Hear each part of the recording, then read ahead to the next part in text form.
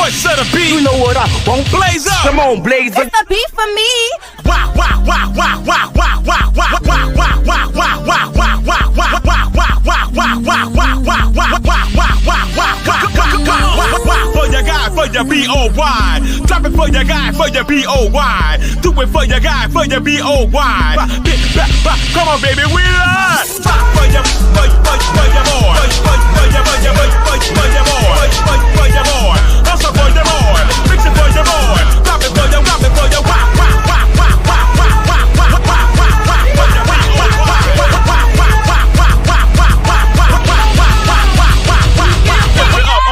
lift it up. Happy Monday. What's up? What's going on? Come on in. Happy Monday. How y'all doing? Hold on. Let me set myself up right quick. Stay right there. Hold on.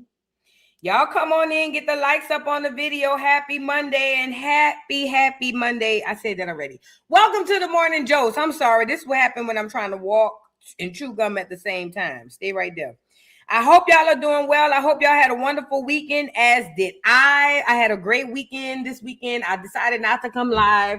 Saturday, I decided to not put makeup on or nothing, Lord. I just decided to just be. And it was great. Also, let me remind you guys that, I went to cut my grass Saturday morning. All for me, because y'all know I cut my own grass. All for me to find out when I went to edge my grass, all for me to find out my doggone weed eater and my edger ain't working no more. Apparently, when I Googled it, it said that either the carburetor might be flooded, or it said that the spark plugs might need to be cleaned and put back in or replaced, or the things of that nature. And y'all know me, I was about to head down to the local Ace Hardware and go get all the stuff. Okay. But I had them cut the front and the back, I didn't feel like dealing with it. But then I decided, you know what? I'm going to just go buy me another edger. Let me tell you why I did that is because it's like cutting your grass without edging it is like getting a fire haircut without a line in. It just, So I had to go get another edger, and Saturday I decided to dedicate my whole day to that. Okay, so I did that, and it was a great time. Saturday, Sunday, I did put some content up on the other channel, and I also did put one video up on the other channel yesterday. So make sure y'all go look for that. Okay. But shout out to everybody in the building. This weekend was great for me. It was good. I was able to relax and chill. I went laid up and just let the sun fall in my face for all of almost Sunday morning. It was great. It was great. So I hope y'all had a good weekend, as did I. I just wanted to take the weekend off from going live this weekend. I just felt like I needed a break. You know what I'm saying? Anyways, we got a few things to discuss. Y'all come on in. Tonight, it is Malone Madness Mondays, ladies and gentlemen. Make sure y'all pull over, and pop out at the Dollhouse Reacts. We will be doing Malone Madness Mondays. Also, this week, we will be doing Rumble Gang. So make sure y'all pull up for Rumble Gang on Wednesday. Okay, we will be back on Rumble this weekend or this week. But we got a few things, y'all. Before we get into that, let's start off by using the morning announcements as follows, or at least giving them. So the morning announcement goes this way. Black America, we have to get into who we are and know who we are. And the only way to do that is through genealogy. So Black America, please, if you don't do anything, find out who you are. And the only way to do that is not through a DNA test. It's through your genealogy. And what is genealogy? All it is a paper trail of who you are and the people who came before you. It's kind of like looking up a family tree. Now, the reason why this is so important is because we need to figure out our identity so that we can take our rightful places where we belong, which is at the top. The reason why we've been so far at the bottom is because we have no clue of who we are. Our identity has been shattered all across this earth, and we don't know what's head or tail. The only way for us to fix that is for us to get into our genealogy. So that's why I come on here every day and tell you guys, please do your genealogy if you don't do anything else. Also, Black America, grounding and meditation and prayer. We are in heavy spiritual warfare. Part of that warfare we're going to be dealing with today. We're going to be talking about Saucy Santana and his Quiet on the Creek. And not just him, but a few other things that's happening. But these are the sorts of things that we need to combat. You know what I'm saying? Because I'm telling you now, we don't understand, or we won't understand until it's too late. And by then, literally, you know how that goes. So if it's up to us. I'm sorry if I'm stuttering, but it's up to us to make sure that we remain closer to God and to the ancestors. Okay. So what does that mean? That means you guys need to get out into ground, meditating and praying. Go let your feet touch the soil of the earth, not the concrete, the soil. Go find some grass, some dirt or something, even sand, even rocks, even that. Just something that is a pure element of the earth. Go let your feet touch it and just sit and think for a minute. It'll help you with your physical health, mental health, and everything in between. So please, Black America, ground, meditate, and pray, okay? Ground, meditate, and pray. Now, why are we here today? We got a few things to discuss. Y'all saw the thumbnail, and it's been the trending thing all week. All of the girls running around here hollering Quiet on the Creek.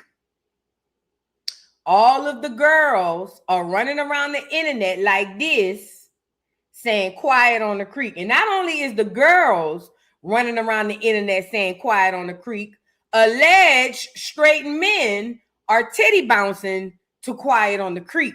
And this is why I keep telling y'all this witchcraft is very, very heavy. They are trying to turn straight people gay because they want population control, also for many, many other reasons, okay? And one of the ways to do that is through entertainment. And we have a lot of followers in 2026 who don't see their demise, even if it's staring them right in their face. So they get this Quiet on the Creek song, and just like Young Miami, so we got a dummy like Young Miami running female hip hop, and then we got a punk of her best friend running the females all together. You see what I'm saying? So now all of these girls in all of the comment sections, oh, you got to be quiet on the, you a lie. You lying to me. You lying to me. I got the power. You lying. You a lie. And let me just say this to y'all. I was born this way type of people. Talk to you. Say you can't be turned gay. But don't get on this internet and tell me people can't be turned gay when I'm watching more and more people every single day get turned gay. Speak for you. Speak for you. Because if all of these people in the world were just all of this naturally gay, trust and believe we would have been gay. We wouldn't have just started becoming gay in the last 5 years. I can't stand when y'all do that. And this is no disrespect. I got the power, but I can't stand when y'all do that. When you close your mind to things, that's how you run into a brick wall. Just because they can't turn you gay, don't mean other people in the world can't get turned gay. Yes, they can. And we're going to talk about it. We're going to talk about it. Because like I said, and I'm going to pull you down, if all of these people in the world were gay, they would have been gay. It wouldn't have just started in the last 5-10 years. Y'all just want everybody in the world to be gay and everybody not gay. I don't give a damn if you a lesbian, a T, a G. I don't give a damn what letter you fall under. Everybody is not gay.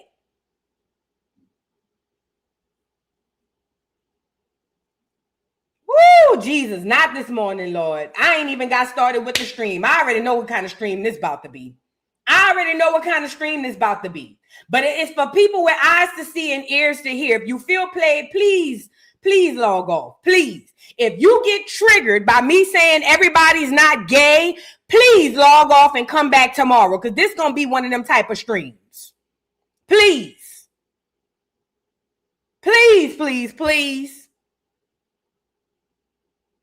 Come on, man. Everybody's not gay, and they got all kind of persuasive things happening to turn people gay. And this is the gag. Just like Black America, we so reactive, we won't realize it until it's too late. Now, this is no, listen, I know this. Everybody won't be able to turn gay. I know that. But there's a concerted effort to turn large groups of people who never thought about being gay in their lives into gay people, and it is working. There are whole military operations where they were literally putting this type of warfare on other people. Don't tell me people can't get turned gay. Y'all niggas is slow. Not y'all. I'm just saying, like, you know what I'm saying? And they using this type of stuff in warfare. You mean to tell me people can't be turned gay? Watch out and log off. Come back tomorrow. Because if you say something to make me mad while I'm teaching, I'm going to make you mad. So please come back tomorrow. I ain't got time for that. Now, where was I going with this? They're turning everybody gay, okay? They're trying, let me say this, to turn everybody gay. And Saucy Santana, a punk, a man in a wig, a man with a beard in a wig, got all the women running around here hollering, quiet on the creek. Not even realizing this spell work, this witchcraft of having all these women go around here saying quiet on the creek is them affording or giving their energy to DL men. Oh, yeah. Oh, yeah. All you women running around here hollering quiet on the creek, you don't even realize when you helping in the witchcraft. All you women around here, why do you think they give these songs to the people they give them to and make these songs go viral the way they make them go? We're going to get into it. We're going to get into it. We're going to get into it. Saucy Santana has this song called Quiet on the Creek, and it's literally about a gay boy getting screwed on a fishing trip. And you got none but black women running around here saying, quiet on the creek, quiet on the creek, not realizing you evoking that negative, nasty, disgusting energy in your husband, in your boyfriend, in your sons, in your daddy. That's all a part of the witchcraft. So keep running around here hollering quiet on the creek. Keep on. All y'all men gonna be on the creek. All y'all running around here hollering quiet on the creek. Watch you find your man on the creek. Keep doing it. We gonna get into it. We also need to get into, speaking of the gay stuff, we also need to get into this streamer university. I saw what happened with the gay boy, or with Plaqueboy Max and another guy, and then another gay boy came in. This agenda is getting ridiculous. And I'm not going to let nobody tell me I can't speak about it or tell me I'm wrong for what I'm looking at. I know what I'm looking at. And this gay agenda is getting ridiculous. And if you feel like you love the gay agenda more than you love everybody else, fine. Carry your ass over there with them white punks and watch them treat you like a slave. Moving on. Then we also need to get into Andrew Tate getting arrested. He got arrested for alleged child PORN, rape, and all kinds of other things. We also got to get into, I saw this clip of Dean and AB in chains, and we're going to talk about people selling their souls. We also got to get into Jamaicans cosplaying Black Americans and the oldest remains found in America, okay? So y'all come on in. Y'all come on in. I'm telling you right now, anybody who is sensitive about gay commentary, get off of here now. Get off of here. Please, I would much rather you go somewhere, go buy Funky or something. He over there encouraging black women to not date black men. Go over there. But please, because this today's show is Monday, and it's going to be a manic Monday. I'm telling you now. It's Monday. If you feel like people can't be turned gay, get off of here now. Because we're going to talk about that today. Okay? Girl, as soon as I log in, people can't be turned. Yes, girl, if you don't get off of here, please. If you don't get off of here, talking about people can't be turned gay. Let's move on. Y'all ain't about to ruin my Monday. Y'all is not about to ruin my Monday. Let's move on. And not y'all. I'm just saying for those in the chat who likes to be. I think some people just like to be combative. And the gag is, let's move on. Let's move on before I say something to make somebody mad. All right. Y'all come on in. I was having a good Monday too. It be one comment that'll throw me off, bro. You can't turn nobody gay. Shut your... Girl, let's get into an honorable mention before I really get mad. Come on in and get the likes up on the video, bro. Let's lighten up the mood in here till we darken it up again, okay?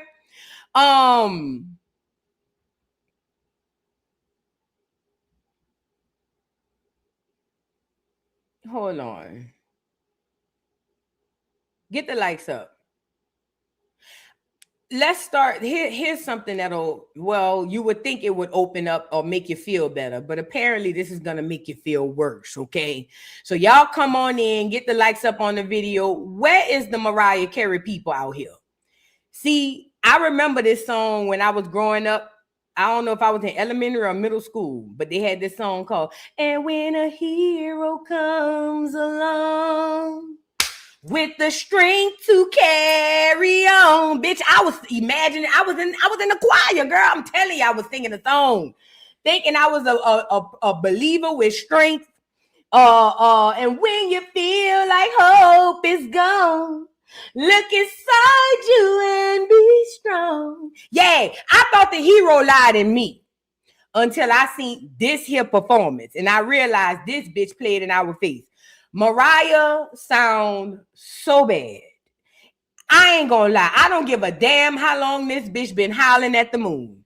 Mariah looked it and sounded so bad. And I need all the Mariah Carey people up here. Get all the high notes in here. Because I'm gonna need y'all to come answer for this. Get the likes up on the video. Mariah wants you to know the hero lies somewhere in you. No, not the way. And then a hero comes along with the strength to carry on, and you cast your fears aside, and you know you can survive. So when you feel like hope is gone, look inside you and be strong, and you'll finally see the truth. Not a hero lies in you. Now, I don't know if Mariah is high as the cost of living, or maybe she didn't want to perform that day. But I just want to say, if I am on the listening end of this song, I wouldn't believe no hero was lying in me. Not with the bitch sounding like this. I'm sorry. In my mind, ain't no hero in me from the bitch sounding like this. Mariah Carey sounded so bad. Wait, she had more. You can find love if you search within yourself. The emptiness you felt will disappear. Yes. And then a hero comes along with strength to carry on, and you cast your fears aside, and you know you can survive. So when you feel like hope is gone, look inside you and be strong, and that you know. Girl, listen to me and listen to me good. What a high notes at. Yeah, it's time for her to put the microphone down. And also, can I say this? Because y'all know I'm a conspiracy theorist, right? What if, let's put our conspiracy theory hats on, right? Let's put our conspiracy theory caps on really quickly. What if Mariah Carey never could sing? What if we were all food from the beginning? This is a genuine question. This is a conspiracy theory question. So all my conspiracy theorists tap in. What if Mariah Carey never could sing? What if what we're seeing now is what was really the truth behind this whole shit? What if? You know what I'm saying? Because let me just say this, Black America. We have greats who sang from the time they were 5 until they were 99. Do you hear me? Aretha Franklin, Patti LaBelle, all of the greats. And none of their voices do this. None of their voices do this. I'm just asking. You know what I'm saying? What if, just what if, right, Clive did it again. That's what it's giving to me. Because, you know, Clive was the first one to catfish the world, right? Milli Vanilli, Clive Davis. He was the first one to catfish the world. What if Clive went on to glory, if you want to call it that, and took the voice with him? What if? I'm just saying, and I know, but that's not true. I went to Mariah Carey concert in 1998 and she hit all the lyrics. Did she? Let's move on, girl.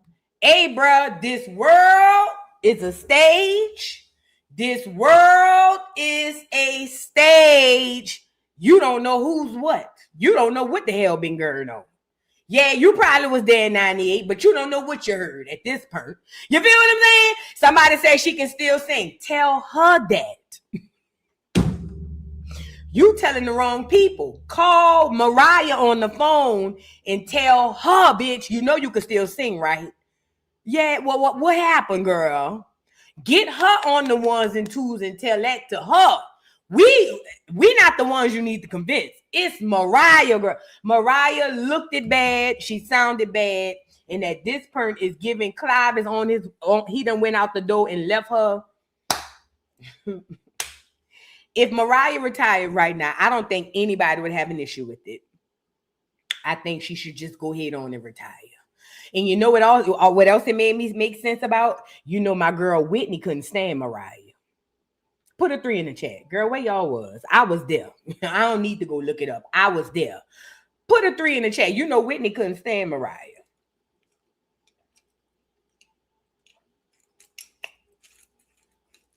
Maybe, just maybe, because Whitney knew the real tea. Maybe. I don't know. I wasn't there. Don't get me to lying. Please, don't get me to lying. But just maybe, just maybe, because Whitney knew the real tea. I don't know. I remember the industry. Everybody keep the secrets of the industry. Remember? And I know they made them do that song together. Wasn't nobody but Clive. Clive, the only one made Whitney get on that song with Mariah. Whitney ain't won't get on that song with that lady. Whitney, her mama used to drag for Mariah, baby, and everybody else for that matter. Baby, Whitney and her mom used to drag. Do you hear me? So I don't know. Maybe Whitney knew something we didn't know. We'll see when we go on in here. Y'all come on in. Come on in. And this is another thing. See, right, somebody said they was all jealous of Whitney. Of course. And this is another thing, too. Whitney would have no reason to drag nobody else's voice. She was the greatest voice that we've ever had in the world. Period. So there would be no reason for Whitney to just be hating on Mariah. And yes, Mariah could hit the high notes, and I gave her that back then. But I've always reigned Whitney as supreme, okay? So it's nothing that she would need to be jealous of, because I believe if Whitney tried to hit them high super C's, I think she could. You know, it just wasn't her bag. You know what I'm saying? I don't think there would be any reason for Whitney to just automatically just hate on Mariah unless she knew something that we didn't know. And I'm going to go out on a limb and say Whitney knew what she knew something we didn't know. Okay, so to see Mariah up here today, maybe that's what Whitney was talking about back then. I don't know. You see what I'm saying? I wish I can go back in time and ask her, girl, what is you trying to say? Tell me. So I can go in the future and tell them. You know what I'm saying? That's what I would have asked. Girl, what's going on? Tell the truth. Don't lie now. What's happening? Let's move on. Now, apparently the Kardashians, they had their first grandbaby on sale, North, and I guess they decided to open and expand the business. So now Kylie La Girl, Stormy, is that Kylie La Girl? Ain't Kylie La Girl Stormy? Or is that China La Girl? Which one of these children is this? Is it Kylie daughter or is it China daughter? Either way, Stormy, whatever one of these Kardashian kids, she's out here. They got her on sale at the concert like they keep North on sale. Now, if y'all haven't been, that's Kylie baby. Okay, thank you, baby. They say that's Kylie baby. Listen, y'all have been seeing, what's this little girl? Northwest on display for the world. She's literally a walking billboard for all of the PDF files, all of the horrible, disgusting, horrible, mean, nasty old men and women. She's been walking around as a walking billboard for all of these disgusting people to have at her, right? Now it's giving Chris needed to up the ante and went got another child. Now I'm noticing the way Chris picking these children. I'm noticing the way Chris picking these children. Chris is picking the children to go up on a chopping block according to the way she felt about their mama. What am I saying? She got North up there first because Kim is her favorite. Duh. And the next child would definitely come from Kylie because Kylie is her second favorite. Duh. Remember, this is all a connection. These children still have a connection to their parents. The children getting waves or getting put in the algorithm is putting the parent in the algorithm, henceforth putting the family in the algorithm, okay? So it's given to me. I just saw, what's his name? Travis Scott was at a concert, and now it's becoming trendy for people to bring their underage babies to all adult themed parties, to clubs, to all kinds of things. And this is the gag. What you are going to see, Black America, is a large number of children inside of adult theme activities. Do you want to know why this is going to happen, Black America? To make way for all the PDF files, which is why they want all of this thing to go the way that it goes, right? They want your brain comfortable with the idea that children and adults share the same settings. I need y'all to understand this. I need y'all to over and under and understand this part. They want to get you subconsciously comfortable with the idea of children being in inappropriate places where adults are. This is why you see North paraded all across the clubs, all across the world. And now you got Kylie, little girl, Stormy. She's going to be paraded as well. And the Kardashians are going to be the catalyst to start this thing off. We already see Blue Ivy rolling the streets. Now we see Cardi not always, but I've been seeing her lately picking up culture, having more shots with culture. They are blurring the lines. I need y'all to understand. Blurring the lines between the safety of children and the craziness of adults, so that when they start marrying babies, and they start procreating with children, and they start sleeping with children, they're going to point the finger back at you and say, but wait a minute, you said it was okay. Mark my word. And when it happens, meet me back over here and we'll discuss it. Let's get into, what's his name? Travis Scott with his daughter Stormy on stage at Fantastic Fest. Yeah. She's in love with who I am. And look, she know the words. This is no different from bringing your child to the club.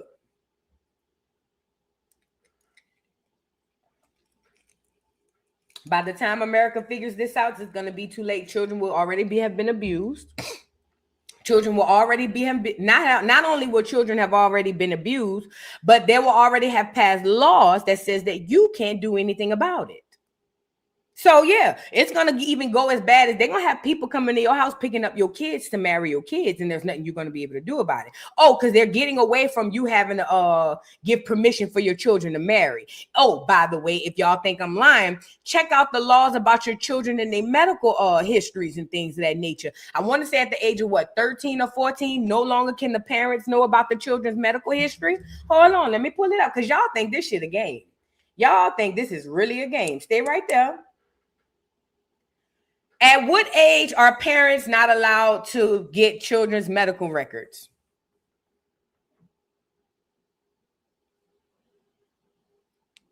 It says parents lose automatic access to all of their children's medical records when the child turns 18. At this age, the child is a legal adult. However, many states block parents' access much earlier.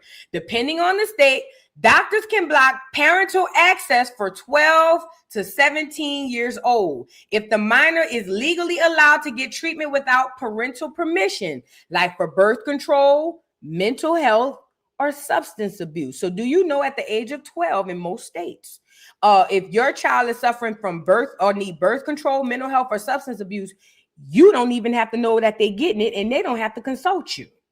What states are these?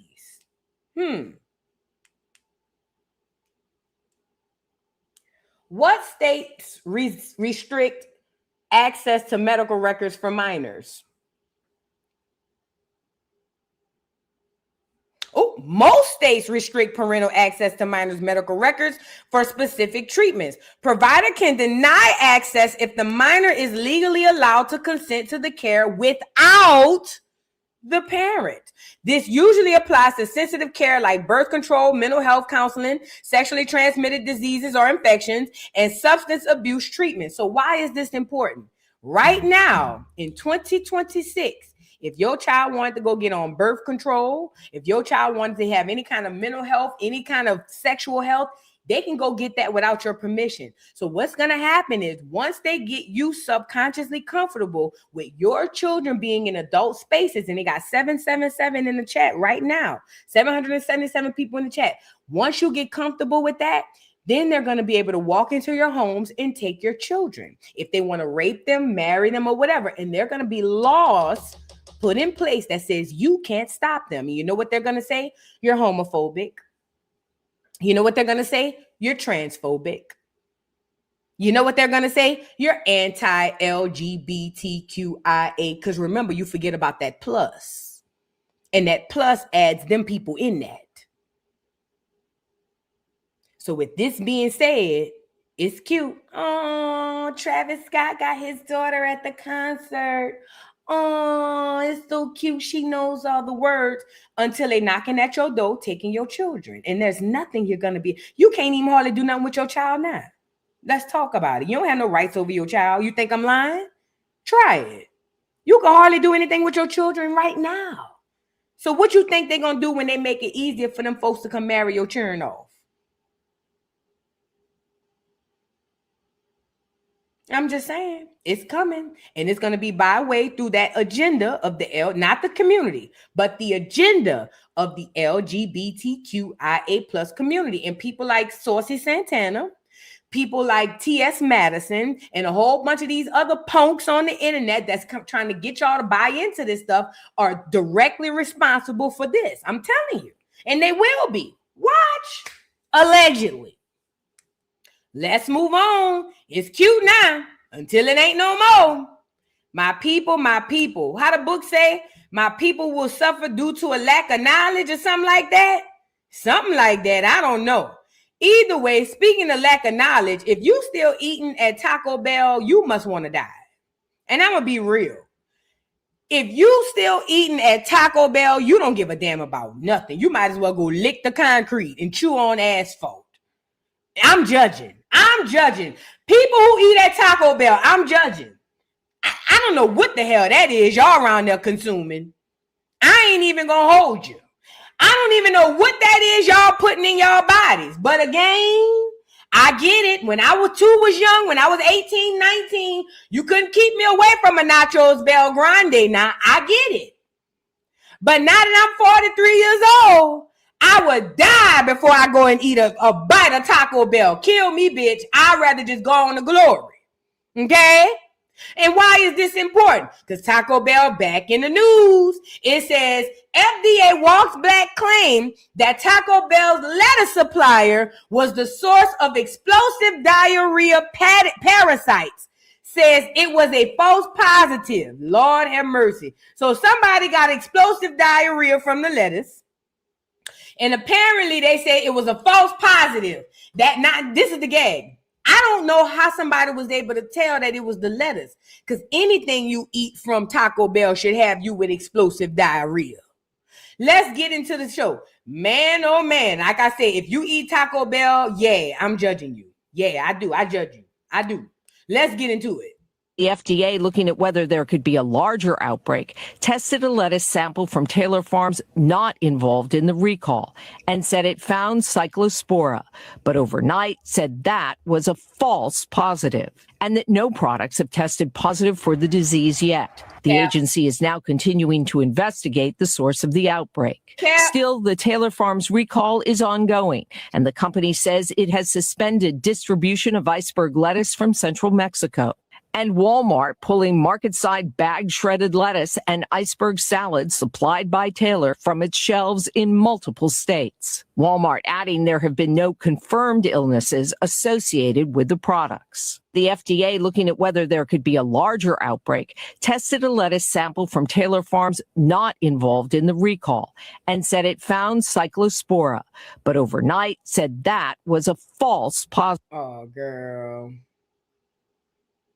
Taco Bell's confirmed they pulled all potentially contaminated produce from their stores amid reports claiming their lettuce was the source of diarrhea, causing cyclospora parasites outbreak.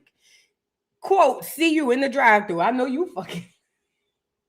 Not Taco Bell saying see you in the drive-thru. It says we want you to hear from us. This Taco Bell. We take your health and safety seriously and have removed all affected Taylor Farms lettuce from Taco Bell stores. So go ahead and enjoy your Taco Bell today. Oh my God. You always got us. We always got you. See you in the drive-thru. Yeah. Yeah, there you go. Nigga say you always got us and we always got you. See you in the drive-thru. They must have got AI to write that one. There you go. Well, if you, like I said, if you eat it, I'm judging. This stuff is poison. Okay. I don't even want to call that stuff food because it is not food, allegedly. Okay. I told you all fast food is horrible, but Taco Bell got to be the worst of the worst.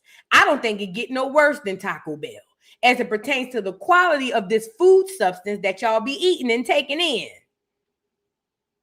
Taco Bell has played in the faces of people of America for a long time. It's about time y'all close the doors. And I don't, for all I know, it ain't got nothing to do with the lettuce. The food itself, that's your body telling you get that crap out of here.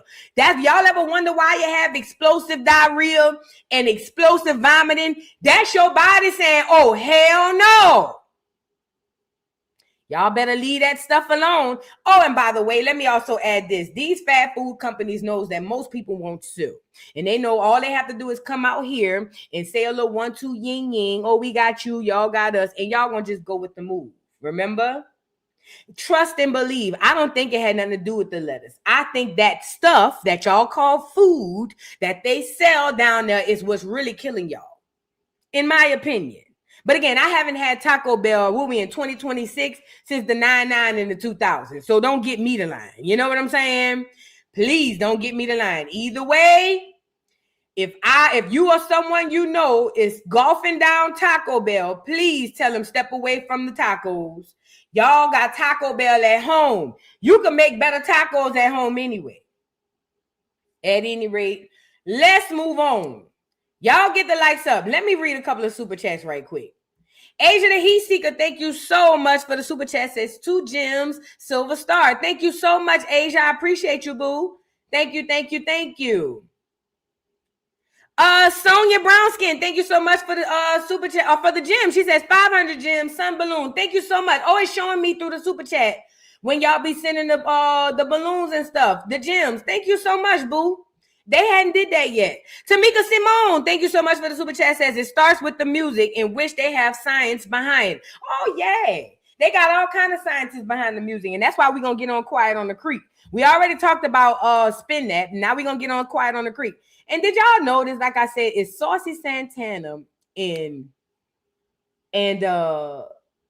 what's that girl name? Young Miami. The 2 least talented people in the city of Miami has a hold on hip hop. Saucy is not the best rapper. He not even a good rapper. Young Miami couldn't ride the beat if a bitch put her on a permanent seatbelt. She couldn't ride the beat. Her voice don't even go with the beat. Nothing about Young Miami even equals music. But our ears are so tainted to where we hear that stuff and we really put that in a category as music, and it's disgusting. It's disgusting to people who really sit down, real artists, people who really have a knack and a love for the art. This who we got leading the music, Young Miami and Saucy. We are doomed. We are doomed. Do you understand me? We are doomed. Don Peace, thank you so much for the gems. She said, stay hydrated. Thank you, thank you. Don Peace, thank you again for the gems. Thank you, thank you, thank you. And for the flower, thank you. I can't see it on here, it's just showing me this. Meek Mills, 6-7 gems, 6-7. I don't know what that means, but thank you.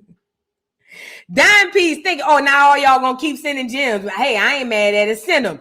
Thank you, Dime Piece. Thank you for the gems. She got a gold coin up there. Miss Keaton, thank you so much for the super chat. Says 440 gems, Uncle Alert. Where the Uncle Alert at? Where Uncle at? Hello. Thank you so much, Miss Keaton. I appreciate you. Shout out to everybody in the building. Let's move on. Now, I want to move on to this because this needs to be talked about. Remember, we spoke about how niggas sell their soul. Two of the people, first of all, how it works is you sell your soul for money and fame, right? And right now in 2026, clout is a bigger drug, is a drug bigger than fentanyl. Everybody wants clout. Now, AB, Adrian Broner, and Dean the Great are making a lot of money. Think about it like this. Adrian Broner was up at one point. He was the champion boxing of the world, boxing champion of the world. He was on top of everything. He was rich. He had the hoes. He had everything he could ever wanted. And then all of a sudden, everything was taken from him, right? Now, mind you, Adrian Broner has always had the gift to get back rich. The gift lies in these hands. The Most High literally equipped Adrian Broner with two hands that literally is supposed to be his saving grace throughout life. These two things right here is supposed to keep Adrian Broner a rich man. These two right here. But the problem is Adrian Broner don't realize that. And because Adrian Broner don't realize that, he put these down and picked up the liquor, right? Now, when he picked up the liquor, obviously everything else goes down in your life. Your money goes down, your family goes down, your relationships go down. Everything falls at the wayside because you become a slave to the alcohol. I'm only talking about it because I went down that road, so I know exactly where he went. So you fall victim to the liquor, right? And when you fall victim to the liquor, you think you're already down, but then you go lower and lower and lower. So much so, sometimes you say, damn, I didn't even think you can get lower than this. You see what I'm saying? Whole time you can. Well, when you get into that very, very low state, you get to start seeing devils and angels. You do. You start seeing demons just as much as you start seeing angels. And it's up to you to figure out which one of those people or which one of those entities you're going to entertain. Now, for Dean and AB, or at least for AB, at least he had Dean who walked up to him and gave him another out, but he didn't realize that out came with more demons, meaning he was to continue to drink and all those things. Now, why is this important? Because I feel like I'm going on. Adrian Broner finally got a taste of being able to get back into where he was financially. Through streaming. This is before he realized he wanted to get back into boxing. Streaming was a way for Adrian Broner to see, oh snap, I can get this money back and I don't even have to use these. Well, somewhere along the line in Adrian Broner and Dean the Great streaming, he realized what his first love was, and it was his hands. So he decided he's going to put the liquor down and focus solely on that. Now, when Adrian Broner did that, right, I think he came into the realization, holy crap, I can still get the streamer money plus use my hands and get that money as well. Basically, he's coming into the realization that his gifts lie here, not behind the cameras and not inside of a bottle, right? But the problem is Adrian Broner and Dean the Great has already signed and sold their souls for the love of money. What do I mean by that? Adrian Broner and Dean the Great was making hundreds of thousands of dollars a month. They were making more money than most people will see in their lifetimes in 1 month by getting drunk and acting a fool on stream. And in the midst of that, they sold their souls. And then now you got Adrian Broner who's trying to turn his life around, get back in the ring, and he forgot. I don't know if he forgot. I'm gonna say maybe he forgot that he sold his soul, and he doesn't realize that he still have rituals to carry out. What were one of these rituals? So apparently now him and Dean have been locked down for 14 days or however many days. They're on a 45-day lockdown so that they can set up for a fight. I think they want to say 2 weeks into this 45-day lockdown, they're first allowed to go outside, but the only way they can go outside is if there are chains on their feet. Mind you, they're also drinking watermelon drinks. So there's a lot of symbolism, a lot of occult symbolism. You got to understand what this is about. The reason why they have Dean the Great and Adrian Broner walking down the stairs with watermelon cups and shackles on their feet is because they want to invoke or evoke your emotions, energy harvest. Does that make sense? They want you guys to get triggered and go, OMG, this is so racist. And then it's also a distraction. So you can put all your energy behind it. And then also it triggers something that lies dormant in a lot of people who don't know who they are. Because most of Black America don't know who they are because they don't have their genealogy. So if you believe you was a slave and you see this, what you think it's going to do? Let's get into the video. So maybe y'all can see it. Okay. Let's get into the video. All money ain't good money, but they already signed a contract. Oh, they better put us in chains? Hold on, man. Damn, bitch. Are we on Roots? Why are they changing up? What the fuck? Oh, God. Protocol, you done? Yeah, I'm back. Okay, bye. Bro, what the fuck?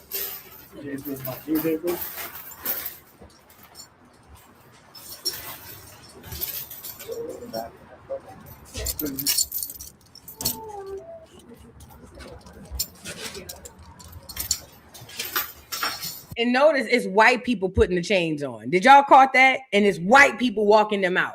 Keep people put the whole scene in perspective. White people walking them out.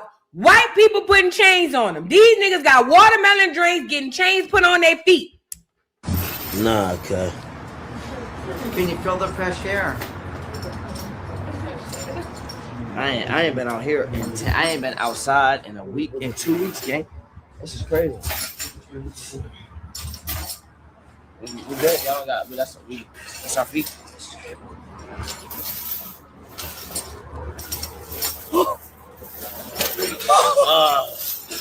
Oh my God. I'm free. Bitch, I'm free. Bitch, we free, cat. And we got water, gang. Bitch, we got water, cat. Oh, they better put us in. So do y'all see what you just saw? Because what you're looking at is a ritual, right? And what you're also looking at is a whole bunch of crap. The whole purpose of having them walk down the stairs with watermelon cups in their hand and get actual shackled to their feet so that they can go outside is for what I said at the beginning, so that they can evoke some sort of emotion. And also for a group of people who don't know who they are, you're going to automatically get triggered because in your mind, this has to be a pun to my ancestors and things of that nature. Let me just say this, Black America. Adrian Broner and Dean the Great's making a lot of money, but they're paying for it.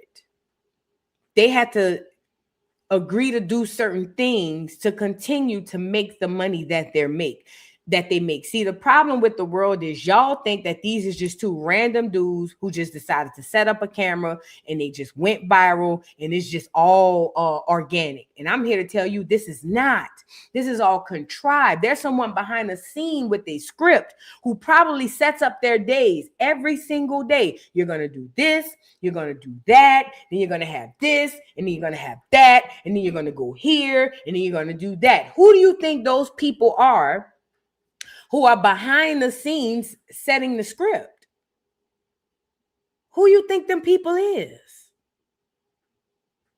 And just because you see Black looking people around don't mean that those are Black Americans. Like the old folks said, all skin folk ain't kinfolk. All of the symbolism was needed, was implemented here. Number white folks, these niggas got actual shackles, like not even play, real chains and shackles around their foot. And these niggas walking out, I'm free. All of that is contrived. The problem is people on the internet think that the shit they seeing is random. That's the biggest problem. Y'all go under witchcraft every time y'all log in and think that the shit you seeing is real. Or at least I ain't gonna say real, because I guess it's real because you're looking at it. Because you think it's organic. You think it's organic. And somebody said the orange juice. That's exactly who's behind it. Because the average clear don't have that kind of money. Y'all better wake up, bro. Who's been behind all of our entertainment? Drop down in the comments. Who has been behind all of Black America's entertainment? I'll wait. Then you'll know who's behind it. Oh, and by the way, Black America, I need y'all to understand. They got Jews that look like me. Them the ones that fall under the radar because we have no idea who they are. They got some of them people, them orange juice people that look just like me. They just undercover. Let's move on. Y'all get the likes up. Get the likes up. And a lot of them people that they be out there hanging out with, them be the Jews. Like, I believe Lemon Pepper Daddy, either he one of them Jews or he has a relation to him. For sure, without a doubt. Now let's get into Andrew Tate. Did y'all see what was going on? Andrew Tate got arrested, and we're going to get into why. I'm not a huge fan of Andrew Tate. I don't know much about him. I think he's a racially ambiguous, bald-head man who used to be on here with the red pill stuff. And then I know he started getting into it with the world government and all kinds of things of that nature and things of that nature. Don't get me to lie. I don't know much about this dude. I just know he's been controversial in the past, okay? I also know that he has been accused, allegedly, of trafficking and all kinds of stuff with other girls. I remember all this stuff happened with Russia. So for those of you who don't know, Andrew Tate, who is Andrew? Let me get the Google to tell y'all, because I don't want to lie. I don't know this man like this. I just know him off the internet. Who is Andrew Tate? A dual U.S.-UK citizen, former professional kickboxer, and highly polarizing internet influencer.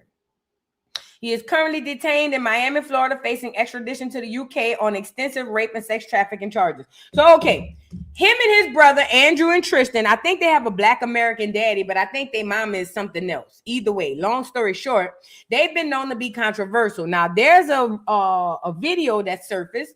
Andrew Tate was supposed to be going to do a show or host something, and he was arrested in Miami so that he can be extradited back to the UK. Now, why does he need to go back to the UK? Well, apparently for years, allegedly for years, the UK have been setting up a case on Andrew Tate and his brother Tristan because they say that they were in the UK doing child pornography, exploitation, rape, beating, all kinds of stuff. And according to the UK, they've been trying to get him for years. And also, according to Andrew Tate, he's been knowing they've been trying to get him for years, but he says, according to him, that this is all a bunch of cap. That basically when he first heard about the charges, he called down there to the UK and said, hey, what is this? What's going on?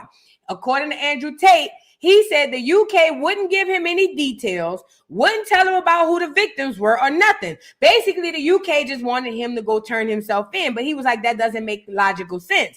Why would I turn myself in for a crime that y'all don't want to give me details on? So according to Andrew Tate, he was just waiting for the UK to come get him, and they did. Well, at one point he said he was getting a little big-headed, talking about ain't nobody going to extradite me back to UK. Miami did, America did, because money talks and bull crap walks. So we're going to get into the arrest, and then right after the arrest, we're going to get into a breakdown of what's all going on. Y'all get the likes up on the video. It says Andrew and Tristan Tate were taken into custody Saturday afternoon outside James L. Knight Center. It says an event space in the downtown area of South Florida City where IBA Bare Knuckle 6 is set to go down. So I guess they were hosting a bare knuckle event. Let's get into it. Come back. Oh, shit. Come over here by me. Let's go.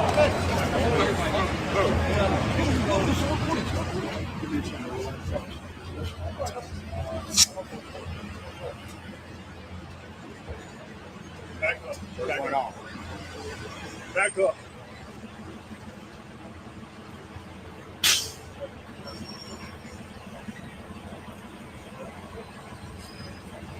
Nice, back on.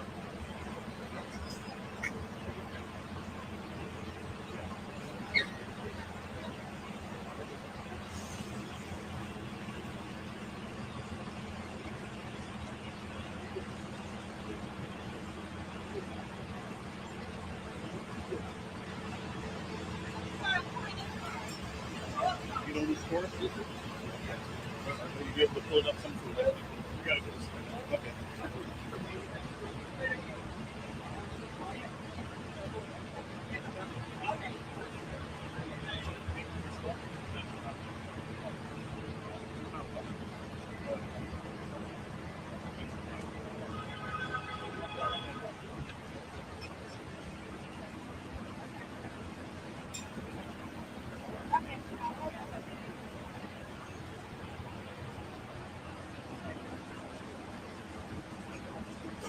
Tristan, anything to say?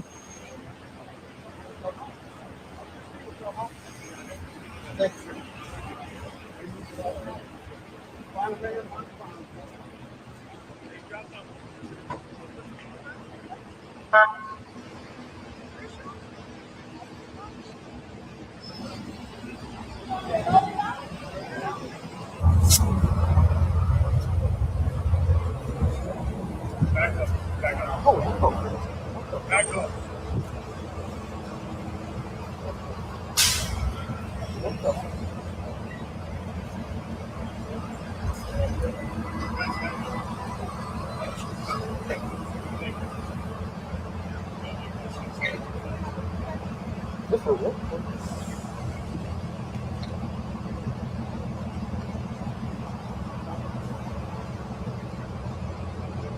So now that's him getting arrested, him and his brother.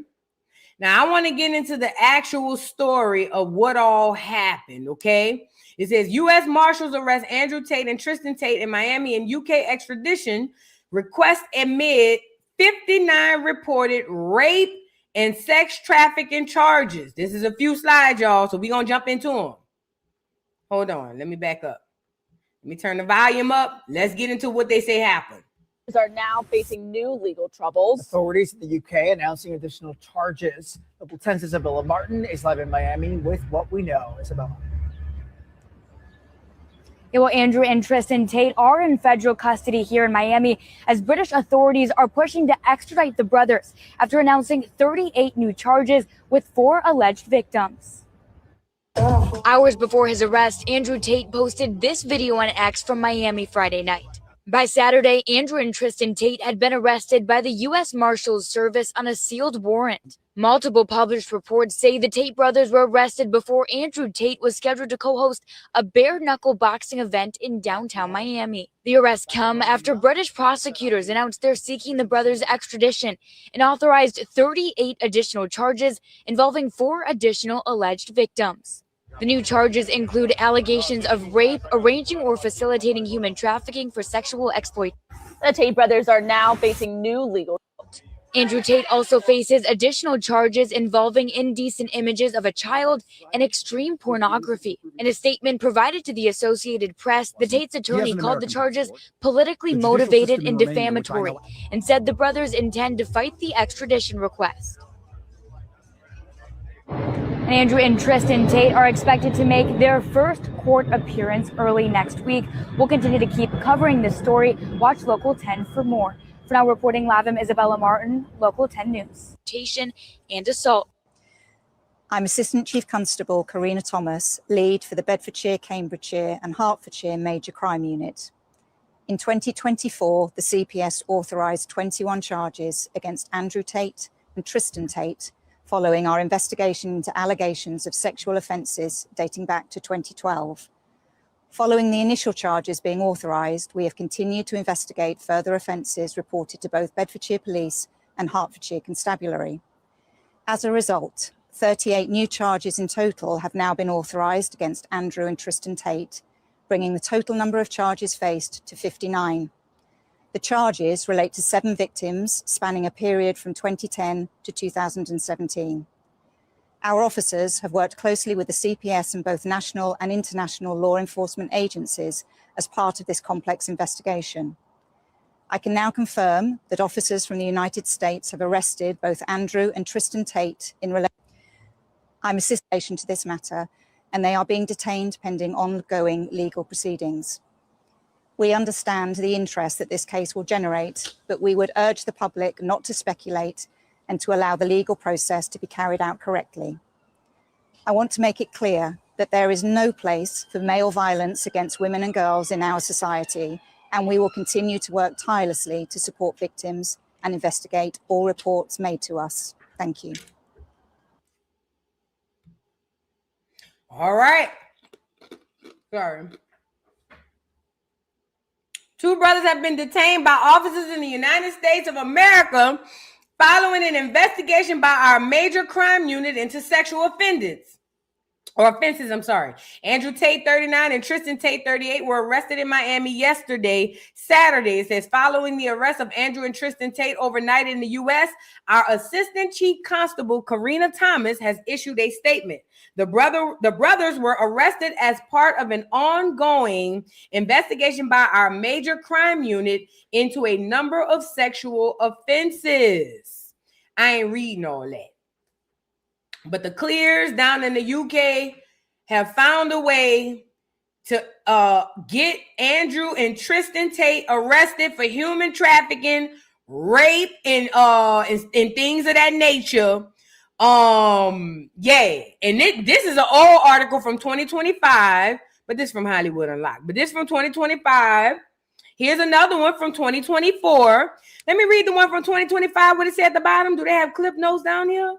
No, but the second one do. It says Andrew Tate allowed to leave Romania under specific conditions. According, Romania's capital ruled on Friday that Andrew Tate is allowed to leave the country, but must remain within the European Union as he awaits trial on charges of human trafficking, rape, and forming a criminal gang to exploit women's sexuality. Now, I want to say this. I do remember back in the day, I ain't gonna say back in the day, but I want to say maybe 5 years ago. Don't give me the line. I remember they busted Andrew Tate saying that him and his brother was doing this like sex trafficking thing, where basically they were saying that they had this warehouse where they were hiring hoes. You see what I'm saying? And they'll put these hoes in cubicles and make these hoes work out and starve these hoes and keep these hoes fine. They said they keep the hoes fine, and allegedly they said they kept the hoes high. And they said them hoes was supposed to sit at the cubicle all day and do phone sex and take all these niggas' money, and they were supposed to give all the money to Andrew and his brother. Allegedly. I remember that story. That part I remember. They said they had the hoes in the warehouse. I'm telling you how they say it went down. They say Andrew and his brother rented out a warehouse or something, and they say they had buku hoes working in the warehouse like a goddamn sweatshop. They say them hoes, allegedly, don't get me the line. This is what I read back in the day. They say them hoes is down at the warehouse, working, pimping their coochies out over the internet and giving all the money to Andrew and the brother. Allegedly. I remember that. I don't know what happened with that case. I know they went to jail, then they got out, then they was getting arrested and all of that. I ain't follow it after that, but I do remember that. I lost interest when I realized the hoes was clear. Then I said, oh, they ain't got nothing to do with me. Girl, bye. I went on about my business. I don't get in clear on clear crime. You see what I'm saying? I'm not like y'all. I let the clears deal with the clears. You see what I'm saying? So when I realized all the hoes inside the warehouse was clear, I retreated. You see, I'm just being real. I retreated. I didn't give a damn after that. That's between them and them clear women eating biscuits and drinking tea and things of that nature. That didn't have nothing to do with me. Okay, so anyways, I do remember that, but I don't know what happened with that. Andrew Tate and brother Tristan detained in Romania on UK warrants for sexual aggression. It says controversial social media personality Andrew Tate and his brother Tristan are making headlines once again as they were recently detained in Romania and hand arrest warrant issued by the UK. The duo faced allegations of sexual aggression dating back to 2012 as confirmed, and it cuts off right there. Andrew Tate released from house arrest amid ongoing human trafficking and rape trial. It says controversial internet personality Andrew Tate, known for his outspoken nature and frequent online presence, has been released from house arrest as he awaits trial on charges of human trafficking and rape. So he's been dealing back and forth with these charges for a while. Look, this one from 2023. He looked it so bad. This one for 2023, released from a Romania jail. This one, Andrew Tate plans to file a $300 million lawsuit against victim if she doesn't retract rape allegations. Now, I remember what happened with this. It says Andrew Tate is planning to file a $300 million lawsuit against one of his alleged victims if she don't retract her rape and human trafficking allegations. Let me say this. I'm going to tell you what I remember. Don't quote me. Don't give me the line. This is what I remember happening. So one of the hoes, or at least a couple of the hoes, was saying, yeah, they was in there, you know, raping us and beating us and making us go online and show our coochie for some money. You know what I'm saying? So now the police was like, oh, for real? And the hoes was like, yay. You see what I'm saying? So then Andrew had came out and said that them hoes was lying. He said he wasn't raping. He said he wasn't raping and punching them hoes. He wasn't making them hoes get online. He said them hoes wanted to get online. According to Andrew Tate, allegedly, according to Andrew Tate, he didn't make them hoes do a fuck thing. Them hoes wanted to come into the warehouse, and them hoes wanted to get online and give him all their money. And according to him, they wanted to give him some coochie too. Now, I ain't gonna lie, I kind of fell somewhere in between the middle of believing on. I ain't gonna lie. Because part of me feel like some of them hoes is there against their will, and part of me feel like some of them hoes bust the door down to get in there. I ain't gonna lie. I'ma be real. You know what I'm saying? I'm realistic. I'm not like y'all. I don't believe everybody done got fucked up. Some of them hoes sent the bulldozer to get through the door. I ain't gonna lie. But I do believe that some of them hoes, you know what I'm saying, was bought in against their will. You know, I'm not crazy. At any rate, I remember he got 2 or 3 of the hoes to come on the internet and say, oh, that's a lie. We love Andrew. Andrew ain't kidnapped none of us. All of us is hoes, and we all wanted to come down here and hoe and give Andrew our money. I remember he had 2 or 3 of them hoes come on the internet and say that. But I don't think that was enough for the whole collective, though. For me, if I was on the jury and they were saying go with what these 3 hoes said, in my opinion, that wouldn't have been enough for me. But for some people, it was a lot. You know what I'm saying? They was like, oh, yeah, well, all them hoes wanted to be there. But apparently, Andrew felt like them hoes is lying on him. Now, like I said, the truth lies somewhere in between the middle. But I do remember the case, okay? And he's been fighting. I didn't know this was the same case. He's been fighting this case for years. Andrew Tate's alleged victim says she was forced to earn a minimum of $12,000 a month of face abuse. See, that's when the girl came out and said that they put a quota on them hoes. See, one of the girls said at first when they didn't have no quota, it was fun. She said, but when Andrew and the brother came back and gave them hoes quota, it took all the fun out of hoeing. Allegedly. See, I had to charge it to the game. This was my first time being introduced to internet hoes. Remember, this 2012, 2013, bitch, I ain't know you could hoe on the internet. From where I was, all the hoes I knew hoed in person. I didn't know. You know what I'm saying? So I was of confusion when it all was popping off, but I was trying to keep up with what was going on. Because like I said, it was my first time knowing hoes could do it online. You know, it was a lot. So anyway, that's what was going on. They said they had a warehouse of hoes and they're selling coochie like a sweatshop. They said it was selling coochie faster than them Asians were selling Jordans or something like that from Asia. I don't know. Either way, they done finally got Andrew and the brother. They locked up. And Andrew, I did pull this old video. This is an older video. Somebody re-uploaded. And this is from Andrew explaining what's going on with the UK in the case. And according to Andrew Tate, he says that he's being set up. Andrew said that he don't make no hoes do nothing against their will. All the hoes that come by him was hoes before he met them. He said he don't tie up no hoes. He don't lock down no hoes. And he damn sure don't have no hoes confined to no cubicle. He said they can go to the bathroom whenever they want. Okay? So let's get into Andrew Tate telling us what all really happened. He said this is all cap and they're trying to put smut on his name. Let's get into it. Let me clear up this news you're seeing on the timeline. The British state has accused me of a crime. They said 15 years ago I did something I wasn't supposed to do and I'm a criminal. But they won't tell me who against. They won't tell me where it happened. They won't tell me when it happened. They just said 15 years ago you did a crime. And I said, okay, against who? We're not telling you in case you tweet it. Why would I tweet it? What are you talking about? Tell me who I committed this crime against so I can defend myself. Nope. We're not going to let you defend yourself.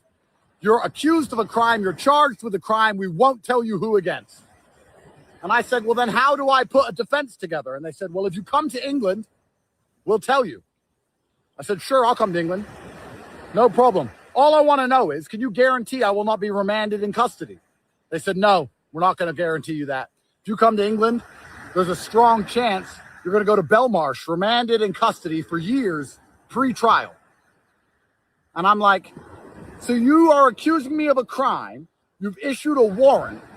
You won't tell me who the crime was committed against, if they even exist, because they don't. These are made-up victims, completely made up. They have people hiding behind anonymity and just attacking me, demanding millions of euros, millions of dollars for things that happened in 2009. Nobody's telling me what these things are. Nobody's telling me who these people are. Nobody's telling me when they happened, where they happened, nothing. And they're saying if I go to jail, they'll tell me, but I have to fly to England and put myself in jail. And I know you're wondering, how come when Britain, as it collapses and doesn't give a fuck about grooming gangs, doesn't give a fuck about the stabbings, doesn't care about the drugs on the street, doesn't care about any of the real crime, how come they keep talking about Andrew Tate? That's because I highlight the problems with the country. They don't want to fix the problems. They want to get rid of me for talking about the problems. So why do I get to travel the world so freely? Why have I been to 25 countries this year? Because when I land in Hong Kong and the British government call the authorities and say, we need Andrew Tate, we have a warrant, the authorities say, well, what's the warrant for? And who's it against? And the British state says, we don't want to tell you who the victims are. The victims don't exist, so no country will extradite me. So I'm traveling the world completely free. No country respects England anymore. Nobody's sending me to them. I'm living as a free man. They keep putting on the BBC that they want to get hold of me. And I'm saying, tell me who my accuser is, and I'll come talk to you. And they're like, no, because they've completely made it up. They've made it up to slander me in the media over and over and over again. Their intention is to just lie about me, lie about charges, lie about victims, lie, so that I don't support Rupert or I don't support Farage. Let me clear up this news you're seeing on the timeline. So this is one thing I peeked when it came to Andrew Tate, because I started going down I started going down the rabbit hole yesterday because I just wanted to see what's all been going on. So first of all, this video didn't age well because he's like, nobody's going to extradite me. Well, America did, obviously. It's America. These niggas is cutthroat out here. You know they'll do it. But ultimately, I went to look him up, Andrew Tate, and what I was about to say about this man. As far as his citizenship, he's a UK/American citizen. I told y'all his daddy is Black American and his mama is something else. I remember way when I first laid eyes on this dude, I was like, who is this nigga? And I remember he brought up, he put a post up about his daddy. His daddy a Black American though, but his mama something else. That's why he looked light-skinned, but they technically like biracial or some shit like that. It's weird. I think his mama like Hawaiian or some shit like that. British. I don't know. I think his mama, she white. She's some kind of white or something. Don't get me lying. But Andrew Tate and his brother has started speaking heavily on the politics and the crime and the stuff that's going on in the UK. And one thing I will say, even though I believe that the truth lies in the middle, I will say I do believe that when he say that he's being targeted, because he does have a lot of political affiliations. You know what I'm saying? And one thing the government don't like is people with affiliations, and also people with affiliations with their own minds, because now you can persuade the public to do things that they don't want them to do. So when he says stuff like, oh, instead of worrying about the crime and this, that, and the third, y'all worried about me. Yeah, because you're more of a threat. See, what y'all don't understand is in the world, they need those crimes to happen. They want them to happen. They specifically put things in place to make sure people get killed, to make sure people sell drugs. That stuff has to happen. If it doesn't happen, then the rich don't remain rich and the peaceful don't remain peaceful. So they have to have that happen. That's why they're not worried about that. And that's why they focused on you. Because right now, they don't want that to stop. They want that to keep going. But number two, you're too much of a threat to the society that they have going on over there. I mean, I don't know. I want to say he has a huge following on the internet. Let me see. Don't give me the line. How many people follow Andrew Tate? Andrew Tate has over 10 million followers on X. He got over 10 million followers on Twitter. Like I said, I believe the truth lies somewhere in the middle. Do I believe he's 100% innocent of the charges? Hell no. But do I believe that he's 100% guilty of the charges? Absolutely not. See, y'all, I keep telling y'all, we spoke about this when I spoke about Boosie, thinking he need to leave the street mentality when it deals with politics. I keep telling y'all, politics is worse than the streets. They more cutthroat than them niggas in the streets. Okay? Y'all got to understand that. And because of that, you got to know that they don't mind unaliving you, putting you in jail, lying on you. They don't care about none of that. So I do believe that the truth lies somewhere in the middle. Do I believe he did everything they said he did? No. But do I believe he's 100% innocent? Absolutely not either. But we'll keep our ears to the streets and see what happened. I just saw it was major news yesterday, and I'm like, oh, snap, I ain't seen this dude in a while. And the next thing you know, he's getting arrested. And I saw the video right behind talking about no state's going to extradite me. Well, sir, I'm glad you brought that up. Actually, they are. As a matter of fact, they just did. America just extradited the hell out of you because America is cutthroat. And plus, they don't care about nothing but money. Okay? You got to know it. But let's move on. Y'all get the likes up. And let's move on. I want to get into this Plaqueboy Max bit. And then we're going to jump into Quiet on the Creek.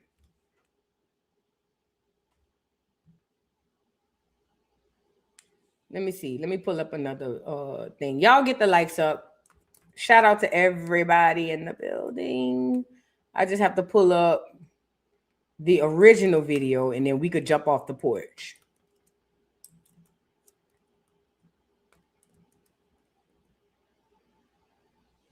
Let me see if I can find it.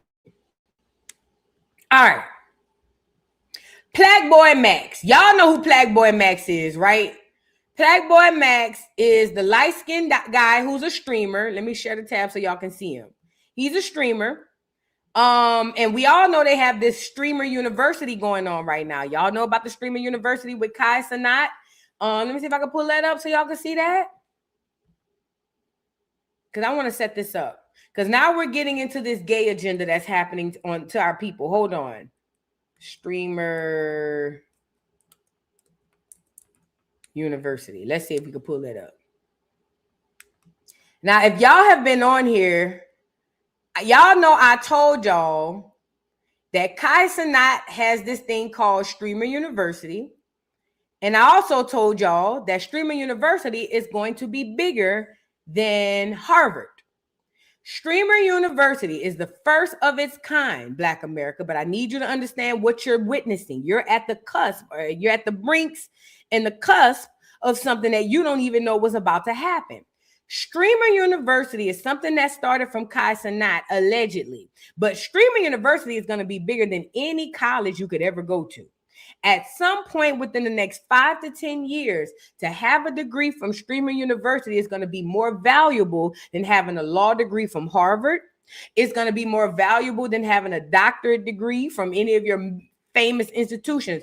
In 5 to 10 years, being a streamer is not only going to be one of the most highest paid jobs, but it's also going to be one of the most elite things to do, meaning everybody ain't going to be able to stream. Obviously, you'll be able to go live, but everybody ain't going to be able to have these platforms. They're going to start to minimize who can have them, and they're going to control what's put out, kind of like they do with the internet. You know how they control the algorithms and they control music? That's what they're going to do, but they're going to do this with Streamer University. Streamer University is going to be the catalyst for what's going to be the new way of education. Okay, I'm telling you now, it's happening. So now you see how people, I saw that Sunny, whatever her name, video, her saying my son, he's a Harvard grad. Well, what's going to happen is in the future, no more is it going to be my son is a Harvard grad. The flex is going to be my son is a Streamer University grad. And they're going to have different Streamer Universities. You know that, right? They even going to do a Black HBCU Streamer University just to get you all included. So all of y'all going to college for 10, 12 years, sorry to kind of burst your bubble, but if AI don't take your job, you're just wasting your time, Fed. I ain't even gonna hold you, but neither here nor there. So anyway, because Streamer University is gonna be so big, you got to know that, like I told you with Dean and AB in their show, you got to know somebody's behind the scenes writing a script. If y'all ever follow me in reviewing any of my love and hip hops, any of my baddies, I tell y'all that reality TV is scripted, right? Well, Streamer University allegedly follows that same formula. They're scripted. What do I mean by that? These people aren't randomly posting, setting up a tripod and a camera and just letting the stream play. If you think that that's what's happening, you a new age fool. It's somebody behind the scenes writing a script for every single thing, almost every single thing that happens on that stream. So there's somebody behind the stream saying, hey, in the morning, we're going to do a 45-day lockdown. Day 1, we're going to have them move in. And on this day, they're going to do this, and this. Day 2, we're going to have them going through a storming phase. They're going to be figuring out how everything's going on. And this is it. They're going to do this, and this. We'll have this person come in. We'll have that person come in. This is going to be a surprise. Somebody's behind the scenes literally setting all of this shit up. The problem is you. And the reason why you're the problem is because you can't see the banana in the tailpipe. You can't see the puppet strings pulling the puppet. Does that make sense? In your mind, you watching a play. But I'm telling you, it's somebody behind the things making the voice and pulling strings. This is not real. This is not real. I need y'all to understand that. None of this shit is real. But if you believe it's real, you've already succumbed to the witchcraft, okay? Now, why is this important? Streaming University is popping off. It's going to be the next big thing. And because it's going to be the next big thing, they have script writers, people who are writing scripts. And if they're writing scripts, then you got to know everything that happens on Streaming University is scripted, right? One of the things that they want to implement in this script, because remember, it's the enemy who's in charge of this thing. And one of the things that they want to implement in this script is you guys not only accepting this gay agenda, but embracing the gay agenda. So what's happening is the media wants to not only, let me back up because I want to be crystal when I say this. And when I say crystal, I mean clear. So here it is in society. You have people who are gay friendly. You have people who aren't, right? You have some people who are LGBTQIA plus allies, and you have some people who like, keep that shit far away from me. You got some people who are gay, and you got some people who are straight. You got bisexual, you got trans, you got all these different kinds of people, but that's not good enough.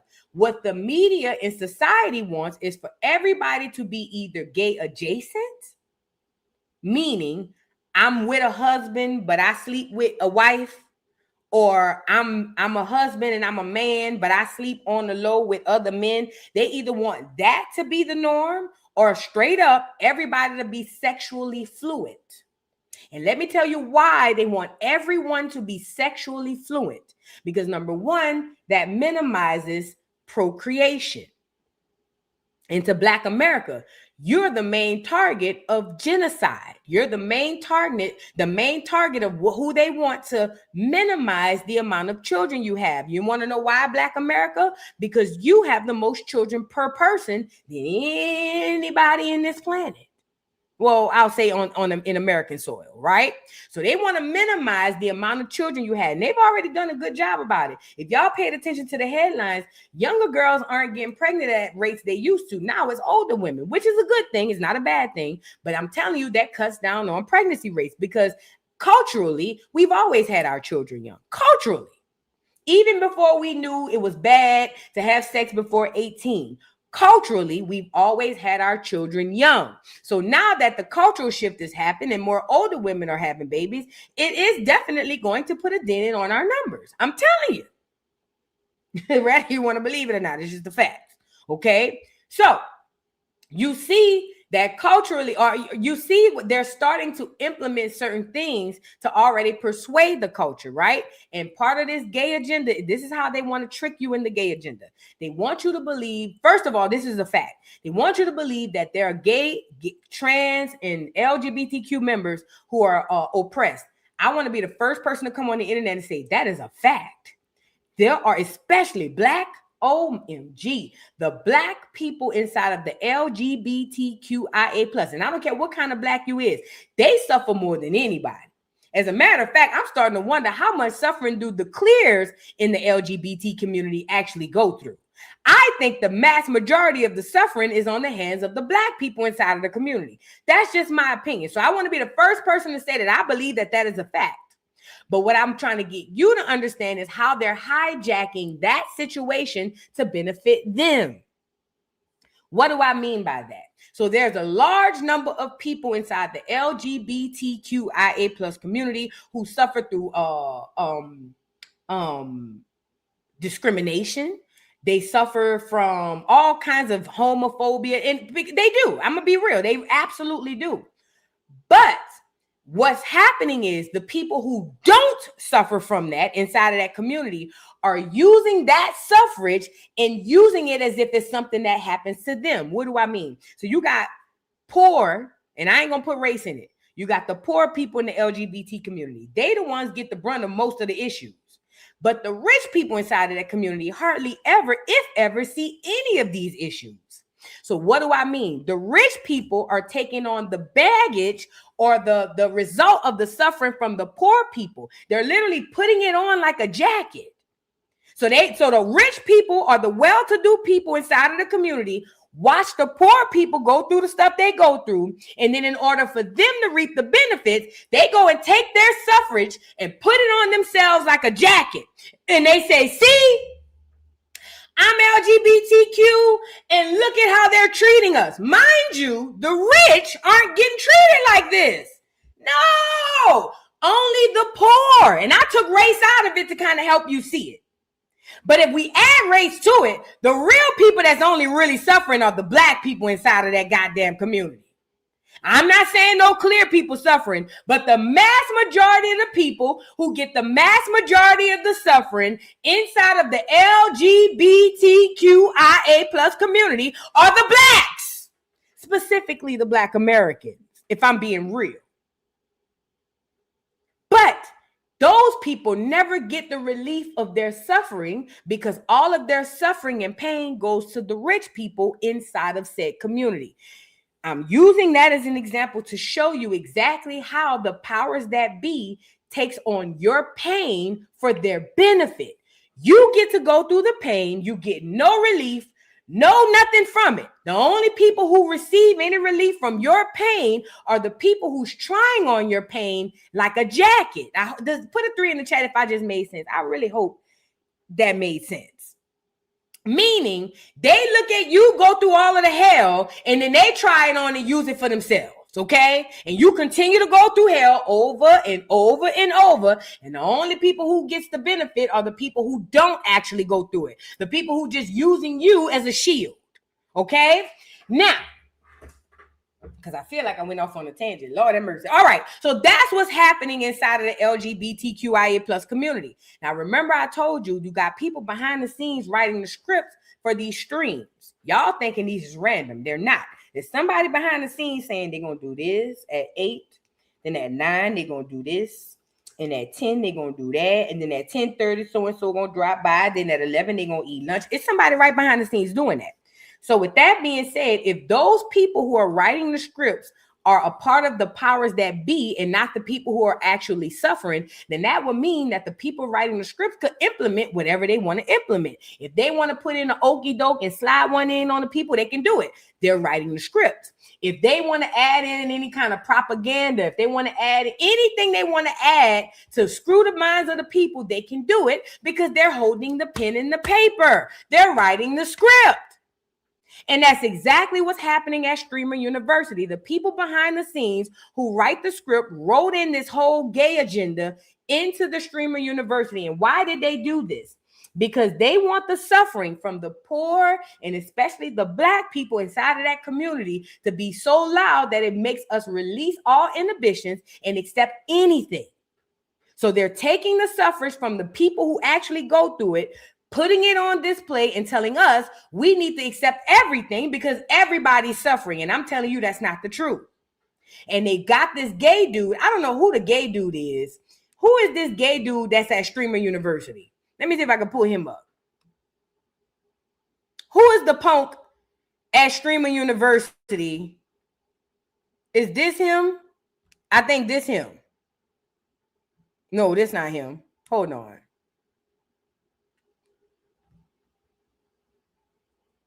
I want to show you the gay dude at Stream. Who is the guy? Wardrobe? Is that his name? Wardrobe? He's a plant. I hope y'all know that, right? I don't know this young man, but he's a plant. Wardrobe is a teenager, a teenage plant. He's a plant. Hold on.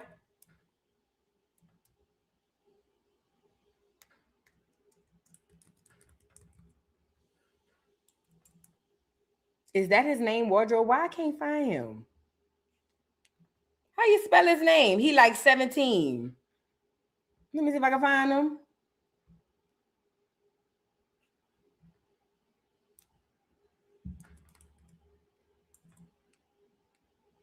Let me see if I can find him. His name, Wardrobe.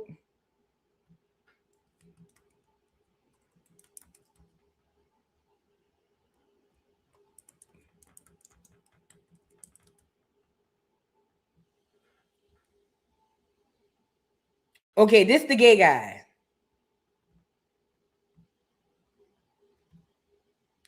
I said my face cherry on me, that's right. I've been here since last night. Hit him with that good girl, make you ass right. Bro, boys don't deserve no money. Big bag busting out the Billy bag. Take a left and let's see y'all can party back and all you bitches. It's big bag busting out the Billy bag. Check a make, work a left, party back and all day from a big two nigga. I said my face bomb, ass right, racks, cat, hot, cherry on me, that's right. Stop. If it's look up, then it's up. If it's up, then it's stuck. If it's up, then it's up. Then it's up, then it's stuck. Huh? I can make the body rock. Say it for me. Probably not. If I had a you probably looking like a lollipop. This is a child. This a child? He's 17? Up, then it's up. If it's up, then it's stuck. If it's how old is he? Then it's stuck. Huh?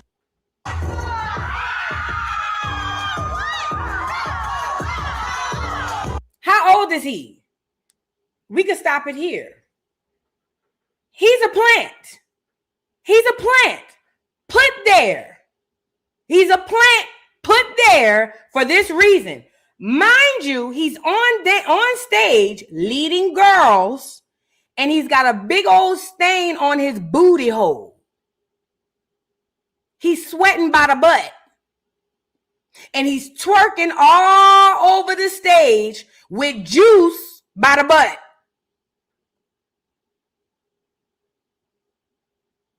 He's a plant. They literally placed him here to make all these so-called straight men, now they about to be gay sympathizers. He's a plant. Why is he twerking on stage with sweat by the butthole?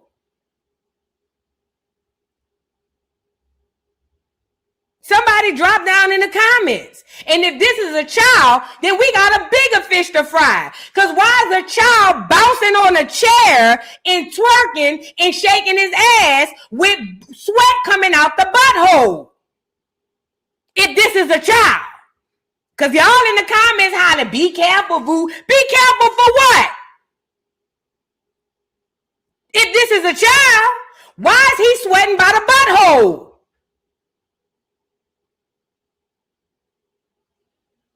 I'm dead ass serious. They say 22, he grown. I hope he's grown.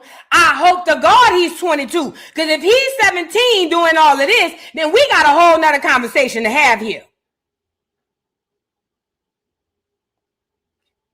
Why did I even bring this young man up? This dude is a plant. He was specifically handpicked to do exactly what I'm about to show you he's going to do. Okay? And I don't give a damn if he's 12. Plants come in all ages. I don't give a damn how old he is. He's a plant. So this guy, Wardrobe, has been going around being as gay as the day is long at Streamer University. And this is why this is a problem, because that's not normal. Gay men aren't amongst a whole bunch of straight men sprinkling fairy juice. But again, they're trying to blur the lines. They're trying to blur the lines because they don't want people to have their own minds. They want, but if the world say this is okay, they want everybody to just jump on the train. It's nothing wrong with a straight person saying they don't want to hang with a gay person. It's nothing wrong with a gay person saying they don't want to hang with a straight person. But the world don't want you to have your own mind and think that. They want to blur the line and push us all together. Why is this important? So this, because we got to get to why we're here. Plaqueboy Max does Streamer University, and we all know he's been going around Streamer University acting like a gay boy, acting like a punk, okay? But he claims and tells everybody that he is straight. Here goes a video of Plaqueboy Max. Look at Plaqueboy Max. He wants people to think that he's straight, but he wears lace fronts. He's got a tattoo saying diva. He's on his stream telling your children, because that's who's watching this nigga. He's on the stream telling your boys, your little boys, that it's okay to do this type of shit. Look, hold on. I used to go fishing when I was a little girl. You gotta be real quiet on the creek. And I used to go fishing when I was a little girl. You gotta be real quiet on the creek. So he got a full set of nails, a lace front wig. And let me tell you why this is a problem. It's one thing if he was gay and he chose to dress like that. I wouldn't have nothing to say. But this is supposed to be a straight man. And the problem is he's an influencer, meaning he influences people. He influences people. So you know what? So-called straight men are going to see him and they're going to start wearing full sets of nails and lace front wigs. I have a fucking problem with that. Because if you grown, do what you want. I'm talking about these children. Because children are watching these people stream. You know that, right? Children are watching these people streams. You know that, right? So if you're 9, 10, 11, 12, 13, 14, 15, 16-year-old is looking at Plaqueboy Max as an influencer and he's getting praised for walking around in lace fronts and full sets, what the fuck you think your 12, 13-year-old boy gonna want to do? Drop down in the comments. What you think your 13-year-old gonna want to do?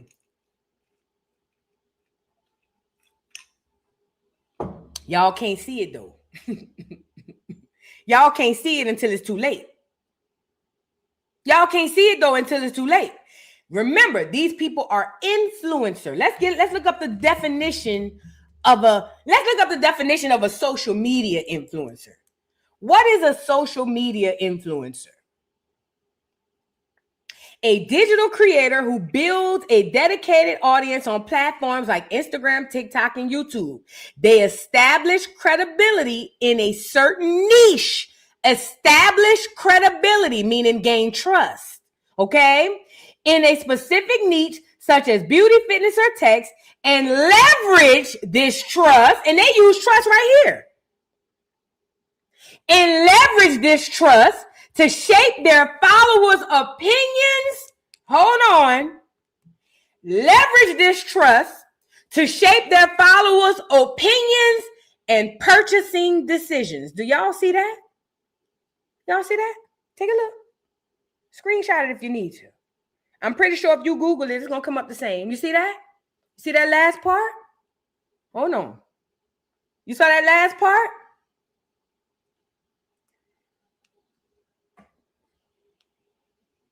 Leverage this trust, right? You see that part right there? Leverage this trust to shape their followers' opinions and purchases, right? So, if Plaqueboy Max is an influencer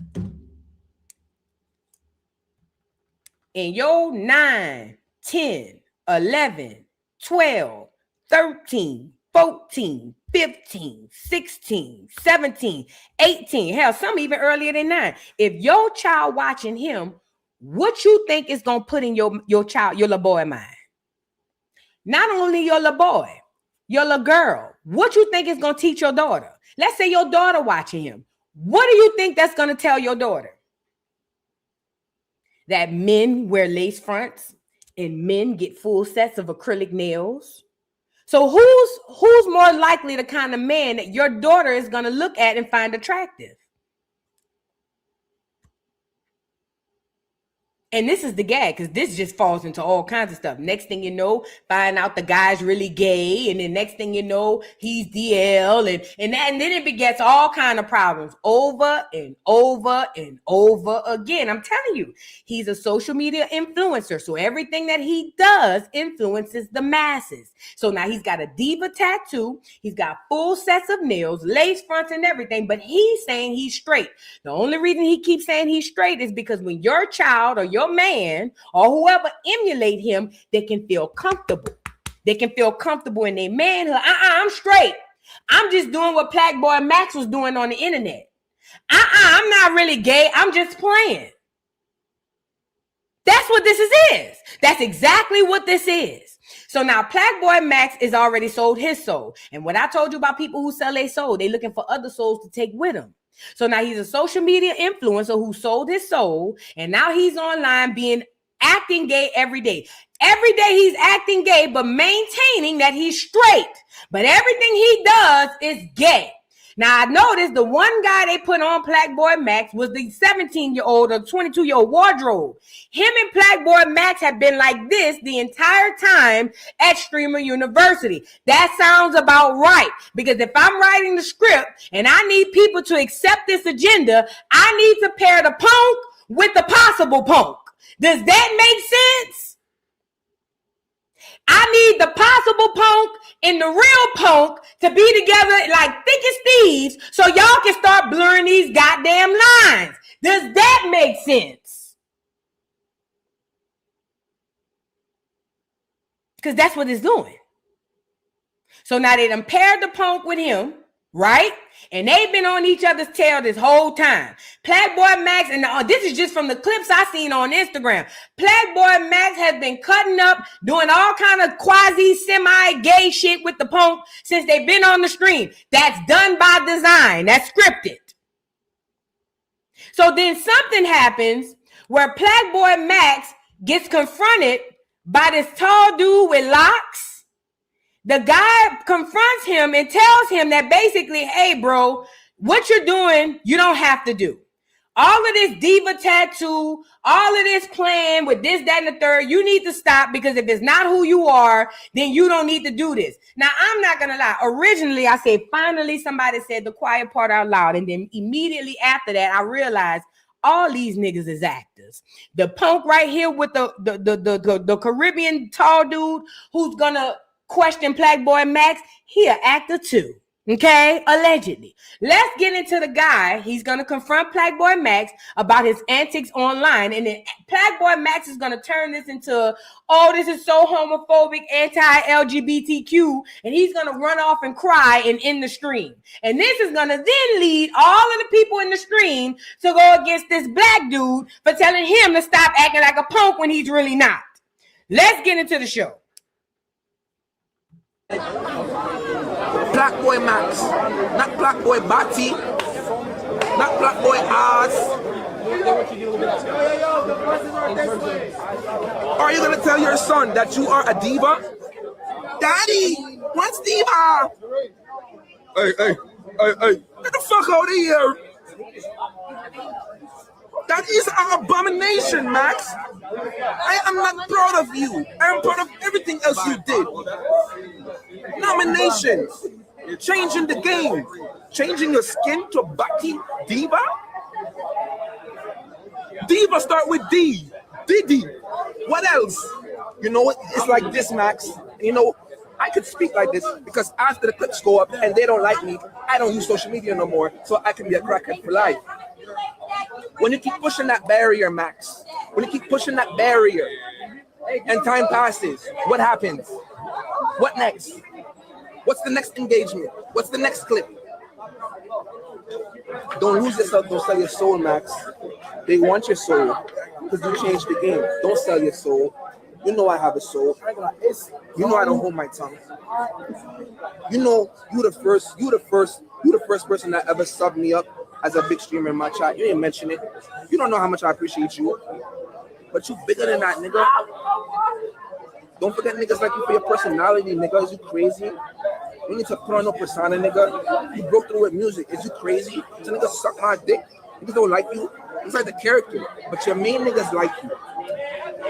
Don't let niggas rage bait you on your own stream. Is you crazy, nigga? You him, nigga. You not no diva, nigga. What the fuck? Oh, not Jata. That's not you. You put the character too much. Fuck out of here. You ain't no diva, nigga. The fuck? I'm gonna pop it because I'm not gonna get no comments today. Fuck you talking about? I'm gonna get my pussy because I want to SU. But I'm not no diva. You fly though. You got fire. I'll give you that. You have to dime me on that. You got fire. I'll give you that. You fly. You're not no diva. Now that was the confrontation, right? And I want to add this to y'all so y'all can see exactly what Plaqueboy Max is at Streaming University doing. This is him in the boy wardrobe. This is Plaqueboy Max at Streaming University. I have a client, his name is Plaqueboy Max, and no. Bro, no, hell no, bro. That's not. I'm trying to do. I don't have to you're doing it wrong, wardrobe. You're doing it fucking wrong, nigga. You feel me? You supposed to have glue. You need a ball cap. Like, bro, I'm true to this, not new to this. Bro. We know. We can tell. Like, you feel me? Like I said. Yo, stop playing with me, nigga. Anyways, bro, listen, bro. You need a ball cap. Is this used? Take this shit back. What is wrong with you? Give me a used wig. That's for one of your bitches or some shit. Like, that shit is used as fuck. I have a client. This is the kind of stuff Plaqueboy Max is doing at Streaming University. So when the guy confronted him and was like, bro, you don't need to be doing all of this, Plaqueboy Max felt played, right? Because in Plaqueboy Max's mind, he's not doing anything wrong. He's just being nice and he's just enjoying himself. And he don't understand why everybody has such a big deal or have such a problem. So now Plaqueboy Max is going to run off the set and get to crying like a biatch, okay? Hold on. Let me see if I can find when he quit. Hold on, let me see. Here you go, right here. So now Plaqueboy Max get upset and he goes off and he goes into his rant. Now remember, this is all a play. This is all a play. Let's get into Plaqueboy Max going off about being pulled to the side. Bitch, this is me, nigga. I'm pretty. It's not. This is me, nigga. And he's a horrible actor too.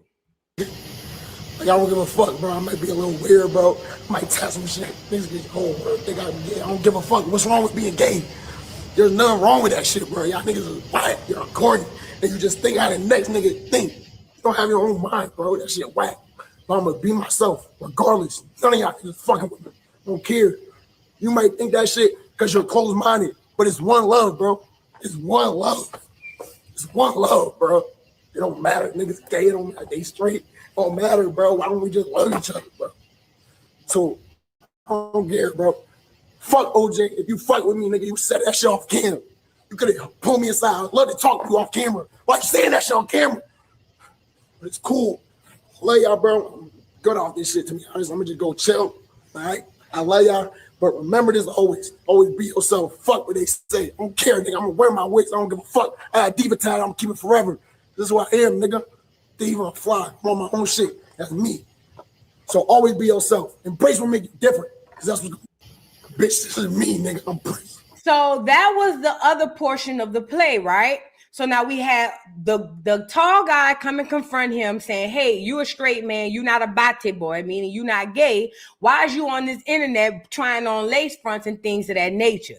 Now, remember, the whole purpose is to hijack the pain of the people who actually go through discrimination. So now they got Plaqueboy Max crashing out at the end of the stream. Oh, why can't I just be myself? And just because I got a diva tattoo and I wear this, that, and the third, I don't understand the big deal. And everybody, this is all a part of the play because it's about your emotions. It's kind of like watching a movie. You start the movie off, Plaqueboy Max and Kai Cenat are like, not Kai, Plaqueboy Max and Wardrobe are like BFFs. They're finally getting into knowing each other, especially after they've been separated amongst their sexuality. And now all of a sudden, here comes another guy, and he have to be dark-skinned. Here come a dark-skinned dude to come by and play the antagonist and come in here and tell y'all that y'all out of pocket. So now here go Plaqueboy Max crying, and now here comes Cue Your Emotions. Cue, it's like a movie. It's like watching a goddamn TV show. And now here comes you to cue your emotions. And oh my God, this is horrible. I can't believe they would do this. The fact that he went and tried to check that man, he wrong for this. They wrong for this. See, this what the LGBTQ plus community go through all the time. Mind you, him and maybe one other people, I don't know, are the only ones that are openly LGBTQ. But now all these straight people, whole world about to be flipped upside down. Why? Because Plaqueboy Max got pulled over to the side by somebody else, and they told him that he don't need to be acting like he gay when he's really not. And that's the facts. He don't. He really shouldn't be acting like he's gay. But at the end of the day, y'all already know how it go. Okay? Now, right after that, tell me why all of the streamers from Streamer University started freaking out. So back at the Streamer University, a lot of the people started going crazy, like, oh, what happened to Plaqueboy Max was so horrible. So now everybody's turning on the black dude. This is also reverse. This is psychology. It's a psychology thing. It's basically kind of a what would happen to you if you oppose it. So basically, they got now all of the streamers at Streamer University who've seen what happened or heard about what happened to Plaqueboy Max. They all freaking out. Oh my God, this is horrible. This is horrible. And this is the gag. Most people probably don't care, but they're going to fall in line because nobody want to look like the odd man out. And plus, nobody wants to get kicked out. So now all of these people are going around, oh my God, this is horrible. This is horrible. And I want to play a little bit of that. But before we get into that, let's get into Plaqueboy response after all of that as well. It says he's returned to stream because he had quit. He returned to stream, which is all scripted, and speaking out following his event with OJ Suave. Let's get into it. I thought it was mutual respect. And like, you know, like I with him, I saw the face I made when I saw bro. Like I was excited to see bro. Just talk to him, you know what I'm saying? And then I just felt like I got attacked. See? Like my character got attacked. See? And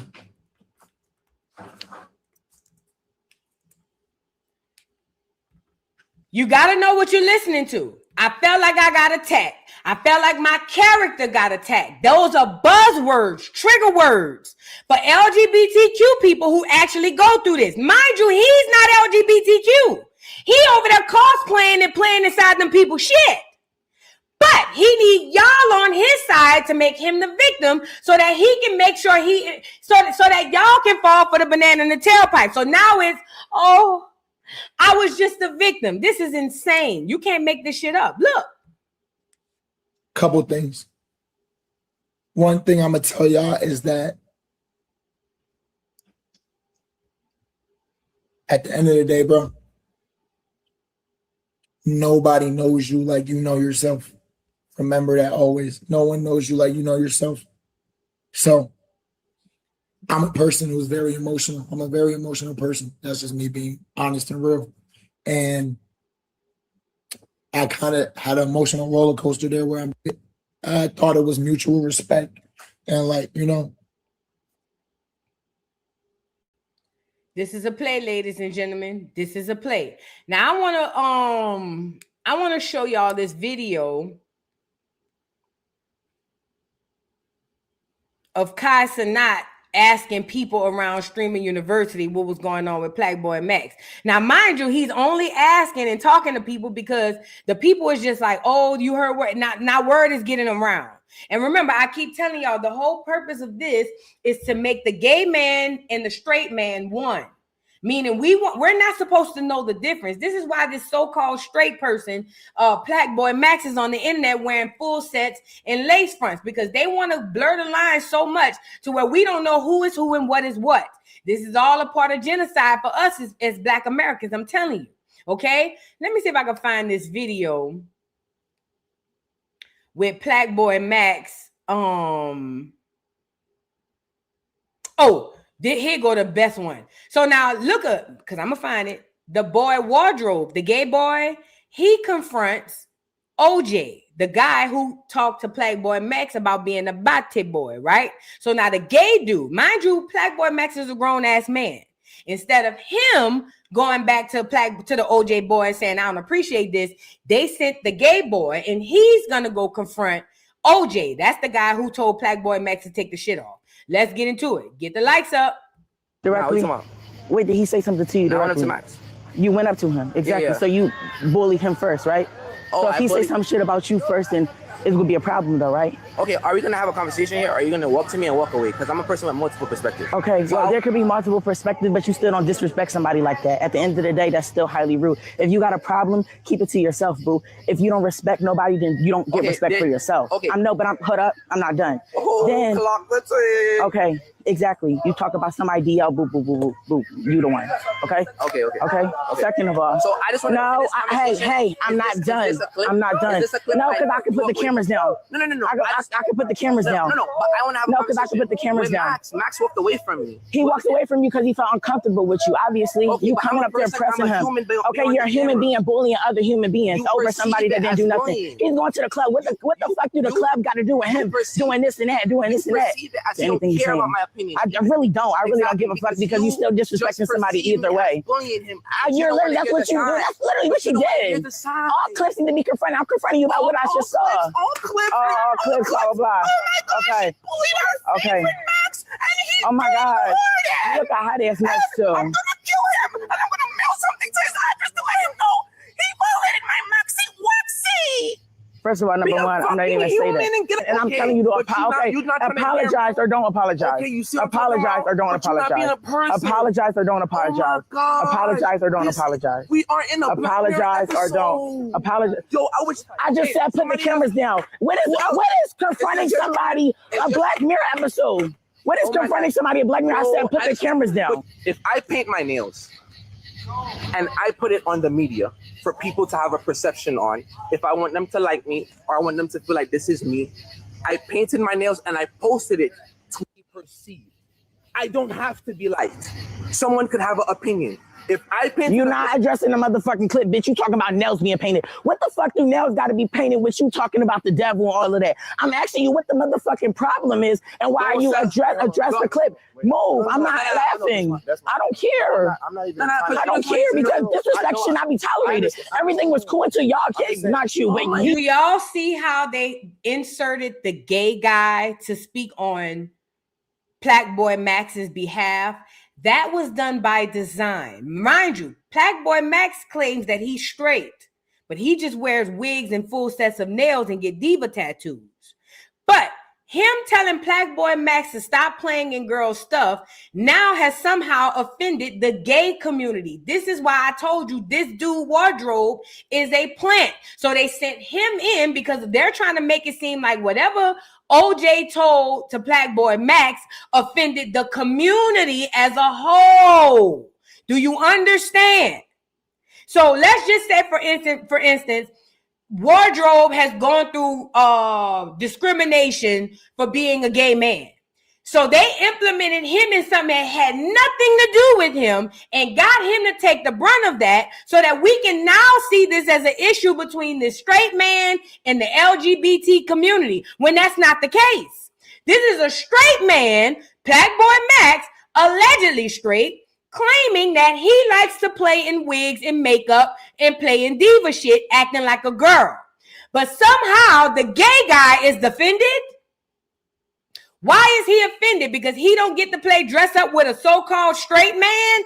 Why does the gay guy get to be so offended by something that had nothing to do with him? That's because this is all by design. If they insert the gay dude and he feel played, now you won't see it as a situation between Plaqueboy Max and the gay and the straight dude. Now you'll see it as straight people not liking gay people. And that's the agenda. That's the spell work. That's the witchcraft. That's why we're here. That's what this is about. This gay dude ain't had shit to do with what that boy told the Plaqueboy Max. None. He'd had nothing to do with that. But for some odd reason, he feel more played than the guy who was actually told, stop acting like you're gay when you know you're not. They're literally making this a gay issue because they want you to see it as that. And that's not the situation.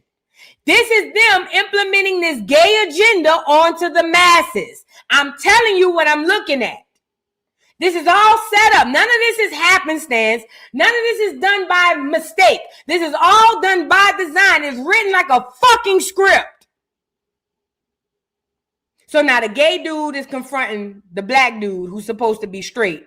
And he's supposed to be a straight man telling another straight man, stop acting like you gay knowing you not. Stop influencing other people to be gay knowing you not. Now the gay dude take offense to it. Come on, man. And this is the gag. The entire Streamer University took the gay boy side. The entire Streamer University took the gay boy side. Let me let this finish. He came. Wait, I have a question. I was like, you're not you're ID man. Exactly, and you not a motherfucking straight nigga. You're not. No. I feel like everybody that knows me understands. Nigga, he don't know you. Nobody know you in the motherfucking chat. Right. Nobody. And wait, when I say that, I mean not social media. I'm saying nobody know you on a personal level, so nobody gonna know how you joke or nothing. But so I'm asking you. You don't know. I don't. Your chat, y'all know. Let me ask the audience. Ask the audience. Oh, calling somebody a demon because they got their nails motherfucking painted. Bitch, you got wigs in your motherfucking head. The pants look a hot ass mess. But listen, you look a mess. But listen, at the end of the day, you got jewelry and rhinestones on. Directly. Wait, did he say something to you directly? I went up to Max. You went up to him. Exactly. Yeah. So you bullied him first, right? It didn't help that he had a purse on and one of his doggone. It did not help that he had a purse on in that picture. Listen, why is this important? Y'all need to understand what you're looking at, okay? This is a play. This is not real, okay? They're trying to persuade you to accept gay culture among straight people, and that's not okay. Because straight people don't do gay things. And that should be okay. See, the problem is we're in society now to where straight people who don't want to do gay things are now going to be punished or felt like they're shunned because they don't want to interact in gay shit. I think that's messed up. We don't all have to be punks. We don't all have to dibble and dabble in gay shit. That don't mean we hate it. That just means we just don't want to deal with it. And also, if he's a straight man on his influencer shit, he needs to be on here as a straight man. Now, if he's gay, we can have another conversation. But they want the gay shit to be accepted as the regular shit, and it's not. And I'm telling you now, at some point it will, because they're going to guilt trip you like they guilt trip all of Streamer University. You're not going to make me believe all them straight people really gave a damn about what's going on between Plaqueboy Max and this boy. But because most people are followers and do whatever they see the masses do, they go against their own greater good, go against their own personal thoughts and say, yeah, I ain't gonna lie, that was wrong. Bullshit. The black dude wasn't wrong for pulling Plaqueboy Max aside. As a matter of fact, if you are somebody you know care about your children's influence, you should be shaking his hand. Because remember, if it's one thing, if Plaqueboy Max was a gay man, I don't think anybody would have anything to say.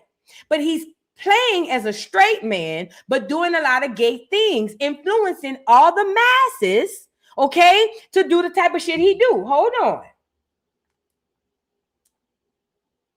How many streaming followers do Plaqueboy Max have? Over 2.4 million followers on his primary Twitch channels. So that means he got more than one. He's got over 2.4 million followers on his primary Twitch channel. Let's go back again. On average, how many viewers tune in to Plaqueboy Max's stream per month?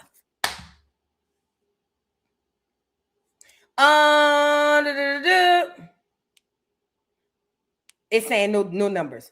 On average, how many people view Plaqueboy Max's stream? Let me see. Will it come up with something? Okay. Content creator Plaqueboy Max, often referred to by his nickname Playboy or Max, averages between 20,000 to 23,000 concurrent viewers just on his Twitch. His high profile streams frequently peak between 65,000 to 90,000 concurrent viewers. So don't ask me who watching them. Between 65 to 90,000 motherfuckers a day. Concurrently. That means after another. One after another after another. You get it? That's what concurrent means. That means after this one, the next one come automatically follow. So that means every stream, he's getting between 65 to 90,000 people on average to watch him. So yeah, he's influencing people, straight people, to do gay shit. And it's being encouraged by the punk wardrobe and all of this Kai Cenat streamer shit. Remember, I told you they're going to be the biggest thing. The biggest university are going to be streaming universities now. It's not going to be the colleges where y'all once held and reigned with your PhDs and things of that nature. So they're going to take their platform, aka streaming university, to do what they've been doing for the longest. Control the masses, okay? And one way they're going to do that is through this gay agenda. And it's real. It's 100% real. The gay agenda is as real as can ever be. And the fact of the matter is that because there are people who are born gay, I will be the first person to acknowledge there are people who are born gay. But because there are people who are born gay, those people tend to believe that they can't have people in the industry or in the world who are influenced to be gay. And I'm over here to tell y'all that that is a lie. They've literally used war tactics to turn other people gay and fight in real wars. Don't tell me you can't turn people gay. This agenda is real and it's worked. And it has worked. They wouldn't put hundreds of thousands and millions of dollars behind all of these people turning gay if it didn't work. Think about it like that. Y'all want to sit up here and act like it's not possible to turn people gay, but they got people behind the scenes throwing millions and billions of dollars behind the gay agenda. Bullshit. Don't tell me you can't turn people gay. Why do you think so many girls eat coochie in 2026? You think these girls really just gay like that for real? Do you really believe in your heart of hearts all of these women are really that gay? You fool. No. They followers. They stupid followers. They see their homegirl eat the other homegirl coochie and now they want to eat coochie. They see that the hoes on the internet saying that they got hoes by the two and they all munching on each other. Now these hoes turning into crunchy munches. Facts! And it's even the men. They got men being sodomized because it's cool. Don't tell me I don't know what I'm looking at. Don't tell me I don't know what I'm looking at. Because I'm seeing it more and more. First of all, I've never seen this many gay children in my life. Oh, that's not true. There were a lot of gay children when we were growing up. They just couldn't be gay in real life. Well, why there ain't a whole bunch of gay adults? That's a lie. They're making these people in the lab. They making people gay. It's a real agenda and it is real. And anybody on this internet telling you otherwise is lying to you. Now, I know the T.S. Madisons and the Funky Dinevas who want everybody to be gay like them. I know they'll get on here and tell you she don't know what she's talking about. How can you make somebody gay? That's so anti. That's so phobic. Oh, kiss my phobic black ass, bitch. I said what I said. I know what I'm looking at, and I'm watching the results of it. And you can't tell me, hold on, I'm going to show you. Because we can segue into Quiet on the Creek. Look, Quiet on the Creek, huh? Look at these football players. That's a little girl. You got to be real quiet on the creek. Quiet on the creek. Look.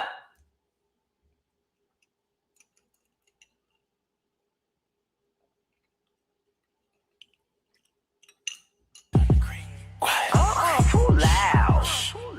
You gotta be quiet.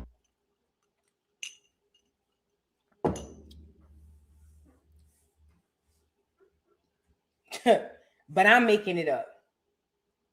But I'm tripping.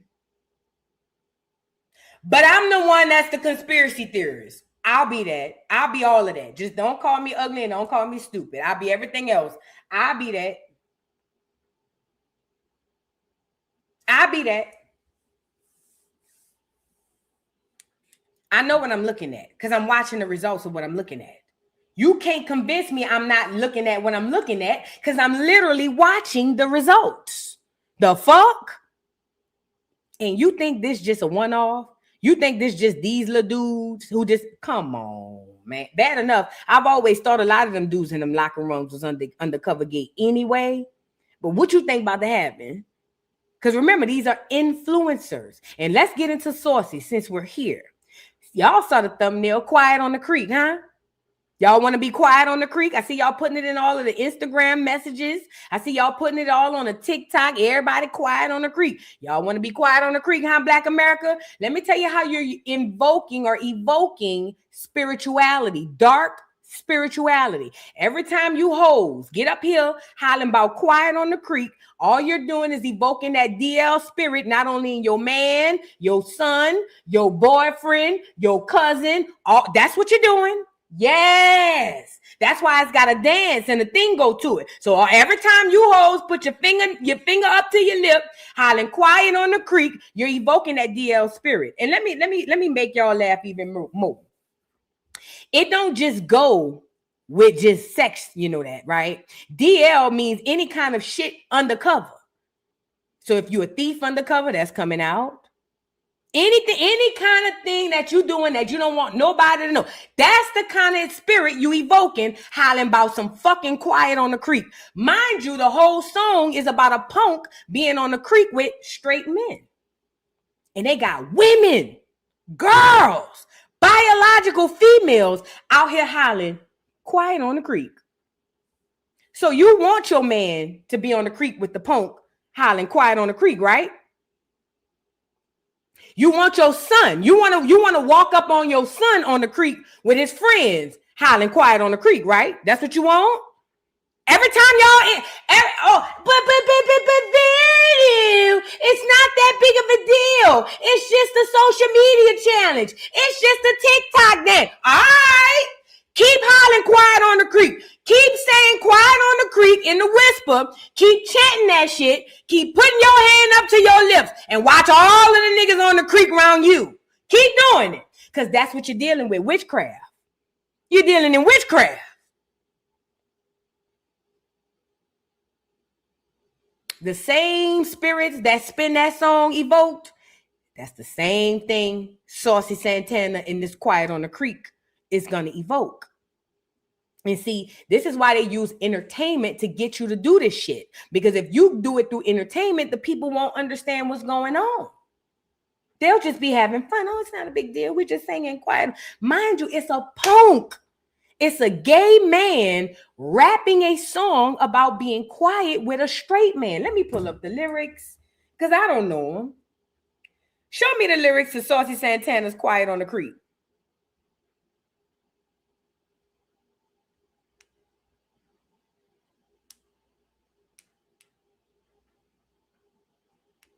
And I know Saucy ain't right. Saucy ain't even talented enough.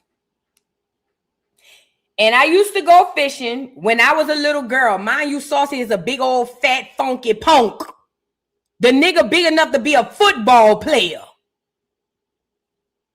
When I was a little boy, you have to go fishing. When I was a little boy, you got to be real quiet on the creek. And then it goes quiet on the creek, and they do that 3-4 times. And it says, he had dark brown eyes, waves on fleek, a real slick mouth, but he quiet on the creek. Tattoos, 6 feet, a real nice physique. Mwah! He always spin that bag, but a nigga barely could speak. He liked to trick, he liked to treat. I heard he was a freak. Uh-oh. But when you run your mouth, that's when the nigga start to tweak. Shh. Quiet on the creek. Let me read the last part again. He liked to trick. He liked to treat. I heard he was a freak. But when you run your mouth, that's when the nigga start to tweak. Shh. You got to be quiet on the creek. Now to the women, what the fuck you hoes singing this for? Why would a woman want to even repeat that shit? Same women, all the men are gay. Who gonna be the boys? All the men's is gay. Look at them, they all bedazzled and bejeweled. They all punks. Who gonna be the boy? Y'all the same hoes. Shh. Quiet on the creek, bitch. Shh. Quiet on the creek, bitch. Stupid ass hoes. Man. This shit making me mad. Because y'all don't even realize how counterproductive you is with the shit you want, black women. You want real men, but you out here singing Quiet on the Creek. You want real men, and you out here singing Quiet on the Creek. You don't want the boys to be the girls, but you out here saying Quiet on the Creek. The Quiet on the Creek ain't got shit to do with a woman. And y'all the hoes, the main ones out here hollering Quiet on the Creek. I never thought I'd see the day. I never thought I'd see the day. If a nigga would have told me 5 years ago that there would be a song where a gay man talking about being with a DL straight man and the women would be the number one supporters. If somebody would have told me this 3 years ago, I'd have said you a lie and the truth ain't in you, bald head hoe. Whole time it would have been me. I would have been the duck because it's true. Know that when you're partaking in the Quiet on the Creek thing, you're evoking spirits, baby. Please know that. You're evoking spirits, my love. And it's showing. Look at these so-called straight men. Remember we were talking about Plaqueboy and Max playing straight? These are the men supposed to be with y'all daughters. These supposed to be the men to take care of y'all daughters. These supposed to be the men supposed to marry your daughter, protect her, provide for her. These supposed to be the men. Right there. These supposed to be the men. That's supposed to help you bring in grandkids and yay.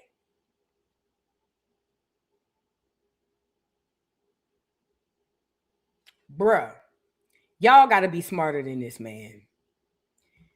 That song ain't even that good. But again, I get it. It's 2026. We don't have no music. All we got is spin that.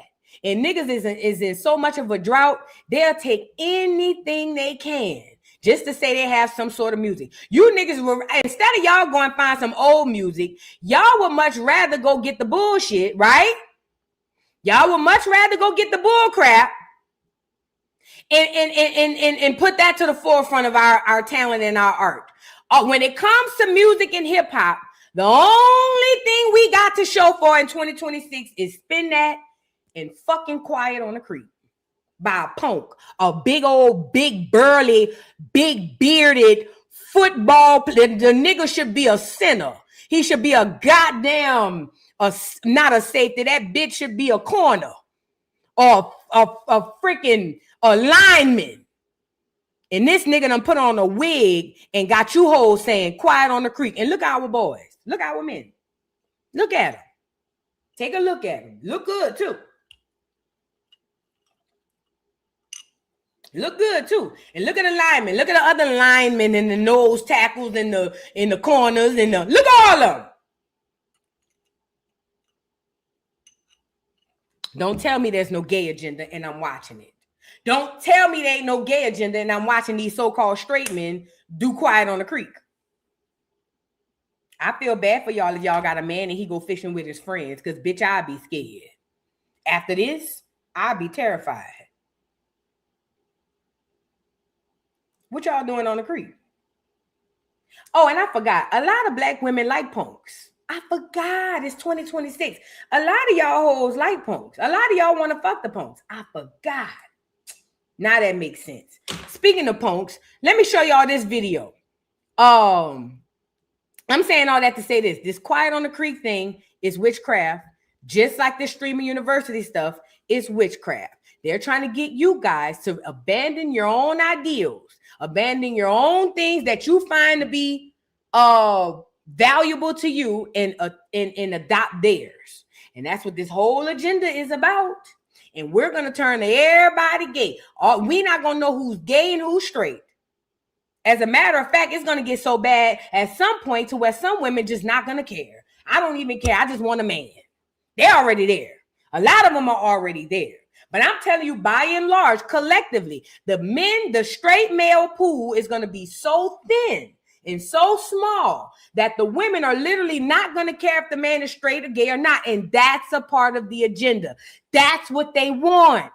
Now, I'm not even going to go there because I'm about to say all kinds of things going to raise up. STDs, all kinds of stuff about to start popping off. Watch. All because y'all like Saucy. All because you like T.S. Madison. All because you like this or you like that. And this is the gag. You know who's going to fall by the wayside of all of this? The same black people in that LGBT community who just want relief from being discriminated against. They're going to continue to be discriminated against, and they're not going to get nothing from it. All their energy going to go toward it, but they're not going to get nothing from it. This agenda has been going on in America on us for a long time. It didn't just start. I remember Dwayne Wade came out and said that he was wearing his mama high heels, and that nigga was 6 feet at 3. And he was a big old tall linky toddler putting his mama goddamn heels on. I knew when he did that interview, I knew then and there what type of shit this was. Then on top of that, he turned around and turned his boy into a girl. And all over the internet and the media, it was him, Gabrielle Union, and the little boy girl. Mind you, they got other churn. But every time you saw the media, you saw Gabrielle Union, you saw Dwayne Wade, and the little boy girl. Done by design. All them interviews that nigga went on, him and Gabrielle, all of that was by design, dropping the seeds. Dropping the seeds. Let me show you this old interview. I don't know if this is an old interview or this is a more recent one. Look at this interview he did with Shannon Sharp speaking about his child and when he knew his son was gay. Mind you, these are children. He was a child and his daddy, the same confused nigga, linky nigga who was wearing his mama high heels, he just knew his son was gay, according to him. Check it out. With their signs, yeah. Because boys you play with trucks, girls play with dogs. Yeah. Girls dress up, boys do this. So you saw signs at a very early age. Yeah. That he's not like what I'm thinking a boy should be, or what I was when I was that age. Yeah, I mean, think about this. I mean, you in the locker room, I'm in the locker room. Yeah. Right? We ignite. I'm gonna say ignite. And so I come from a culture of men throwing around the F word. Yes, absolutely. Throwing around the gay word. Yes. Just like it's hi, bye, right? Just throwing it around. Right. And so I have a child at home that we're basketball, baseball, we're doing what you do. Right. Hey, let's play this. I have a child at home that's like, I don't want that. Mm-hmm. I want to go, Dad, I want to take dance lessons. Oh, okay, well, let's go to dance. I would try to home. When I come home, she got the shirt wrapped around her head like it's like long hair. I got to try to home that I'm watching wear certain things that's different than what I would buy for my son. Right. Right. And so this is at 3 years old. So I'm in my home. My wife and I, we have a conversation about it. Right. Hold up. You know. Pause. Hold up. Hold the fuck up. You mean to tell me that at 3, your baby was 3. 3! And you watched his do y'all notice they all have the same stories when they talk about all of these celebrities?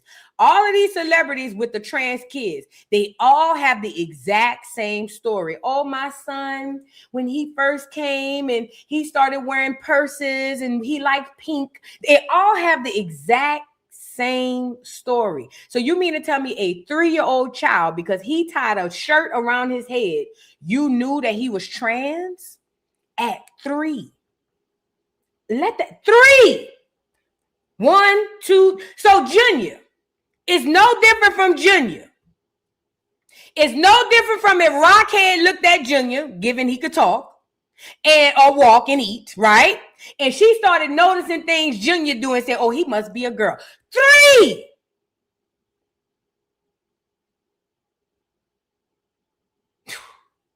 Ooh, you can't tell me this ain't no goddamn agenda. 3. Because that's what they want you to do with your child at 3. The gay word. Yes. Just like it's hi, bye, right? Just throwing it around. Right. And so I have a child at home that we're basketball, baseball, we're doing what you do. Right. Hey, let's play this. I have a child at home that's like, I don't want that. I want to go, Dad, I want to take dance lessons. Oh, okay, well, let's go to dance. I would try to home. When I come home, she got a shirt wrapped around her head like it's like long hair. I got to try to home that I'm watching wear certain things that's different than what I would buy for my son. Right. Right. And so this is at 3 years old. So I'm in my home. My wife and I, we have a conversation about it. Right. And for me, instead of walking in and say, "Hey, stop that shit, cut that shit," like like people try to do, they try to stop you when you're doing something for you that they don't like. Right. So instead of me walking in the room, say, "You stop that shit," it was my job to sit back and say, "Okay, let's have a conversation with Zaya and let's see where this goes." Right. And so my first conversation with her was about, hey, understanding what you like to wear and how you like to be in the house. Right. Outside of this house, they're not ready for that. Right. Right. I don't even know if we were ready for that. Right. And so we slowly just let her be who she wanted to be in our home. Is that your first wife or this with Gabby? This is with Gabby. Okay. Be who you want to be in our home. And mind you, the first wife is his mother. Oh, and by the way, the mother did not agree with this. The mother did not want her son to transition because with transition came medical, it came hormone therapy and a whole bunch of other things. The mother fought tooth and nail. She did not want her baby to transition. Mind you, he was 3. At 3 years old, this grown-ass man, Dwayne Wade, and his grown-ass wife, Gabrielle Union, mind you, she's not this child's mother, sat down and had a conversation on transitioning a 3-year-old baby boy. Also, we got to add into the fact that Dwayne Wade suffered from his sexuality or dealing with his sexuality his whole time as well as a kid. So how do we know that you wasn't just, how do we know that you wasn't, how do we know you wasn't over exaggerating what you were seeing? But at 3, he's 3. They turned this baby boy into a girl. And he's been living as said girl since then. All of the celebrities got him a trans kid. Magic Johnson, let me pull him up. All of the celebrities got him a TS kid. Y'all ever notice that? All of them, it's like having a purse. All of the TS kids, all of the celebrities have a TS child. Now, one thing I will give to EJ Johnson, he don't claim to be TS. He a punk. He just one big old tall linky punk who's speaking female language. But he know he ain't no girl. Trust and believe. He ain't even go buy the titties. That's how I know he ain't real. He know he ain't no girl. If he thought he was a girl, he wouldn't bought the titties. Now, when he buy titties, we'll come back and we'll discuss it. Right now, he just a punk. He just a punk under pressure in high heels and 6-foot legs, okay? But all of these celebrities got these trans kids and these gay kids. It's like having an accessory. Y'all ain't never wondered why? Because celebrities are your first influencers. Before content creators, before the internet, the very first influencers were celebrities. So who better to give the trans kids to than celebrities? So now you can look at your 2-year-old, 3-year-old and say, oh Lord, he switched. He must be a girl. Because look, I saw him picked up my purse. He got to be a girl. That's what this is all about. All of these celebrities got these gay kids for a reason. It's an agenda. The gay agenda is real. It is a real thing. And what the agenda entails is it wants all of America, specifically us, Black America. They want to blur the lines between gay and straight so that we're confused and we don't procreate at the rate that we did. On top of that, we already don't have a nuclear family no more. What do you think this is going to do to that? Mind you, my heart goes out to all of the people in the LGBT community who have issues and who's dealing with discrimination. My heart really goes out to y'all. But this ain't got nothing to do with y'all. They're hijacking your pain to bring forth this bullshit. And it's not fair. And it's not right. And the sad part about it is Black America won't figure it out until it's way too late. By the time you niggas catch on to this shit, everybody gonna be gay. I ain't gonna say everybody, but a large number of people will already be gay. And then y'all gonna be, what happened? Oh, how did we get here? What didn't happen? And I'm gonna just do this to you hoes. Quiet on the creek, bitch. Let's move on. Y'all get the lights up. That's what I'm gonna tell you bitches. Quiet on the creek. Shut up. Shut up. Quiet on the creek. Then I'm gonna be wrong. Then it's, oh, voodoo is homophobic. Oh, voodoo is transphobic. Oh, yeah, bitch, yeah. Quiet on the creek. Shut your duck ass up. Remember that. Be quiet on the creek like Saucy told y'all. Okay. Thank you, Crystal White, for the jewels. Thank you so much for the gems. I'm sorry. First Lady Mimi, thank you so much for the gems. Robin Thicke, thank you so much for the gems. Who else sending up gems? Jupiter, thank you so much for the gems. Y'all been sending them gems since y'all seen it pop up, huh? Crystal White, thank you so much for the gems. Thank you, thank you, thank you. Tit, is that your name? Tit or TT? TT, thank you so much, TT, for the gems. I appreciate you, beautiful. Thank you, thank you, thank you. Tina Ray, thank you for the gems. Thank you, thank you, thank you. We got to get into some education. How do you say it? Lady or how do you say your name? Lady Lee or Latterly? Latterly? Latterly. I think it's Latterly. Thank you so much. I hope I pronounced your name correctly. Thank you for the gems. Thank you. Thank you. Deborah, thank you so much, Miss Deborah, for the gems. And thank you for the gems. And for the mic drop, TT. Thank you so much. Thank you again for the gems. Y'all keep sending up these gems, huh? Who else? Asia, thank you so much for the super chat. Says the new Minions movie is demonic, heavy symbolism. I got to check it out. I never watched none of them, though. That's the craziest part. Thank you, Asia.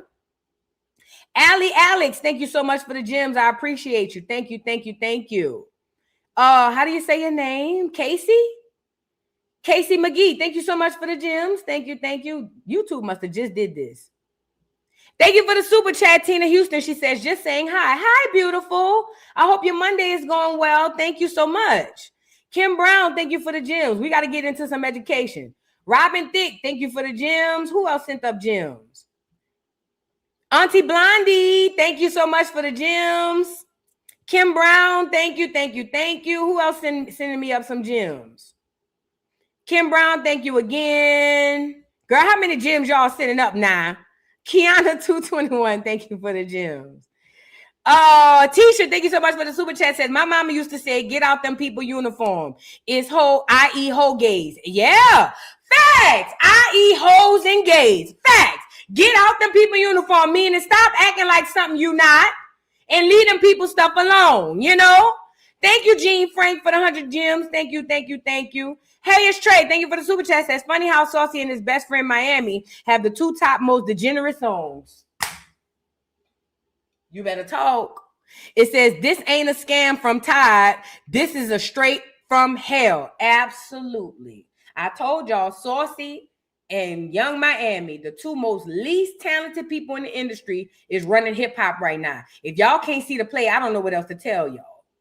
I don't know what else to tell you. Queen Kyra, thank you so much for the gems. Allie, thank you so much, Allie Alex. Tribe, thank you so much for the gems. Let's get back into the show. Chameleon, thank you so much for the gems. C. La Cheche, thank you so much for the gems.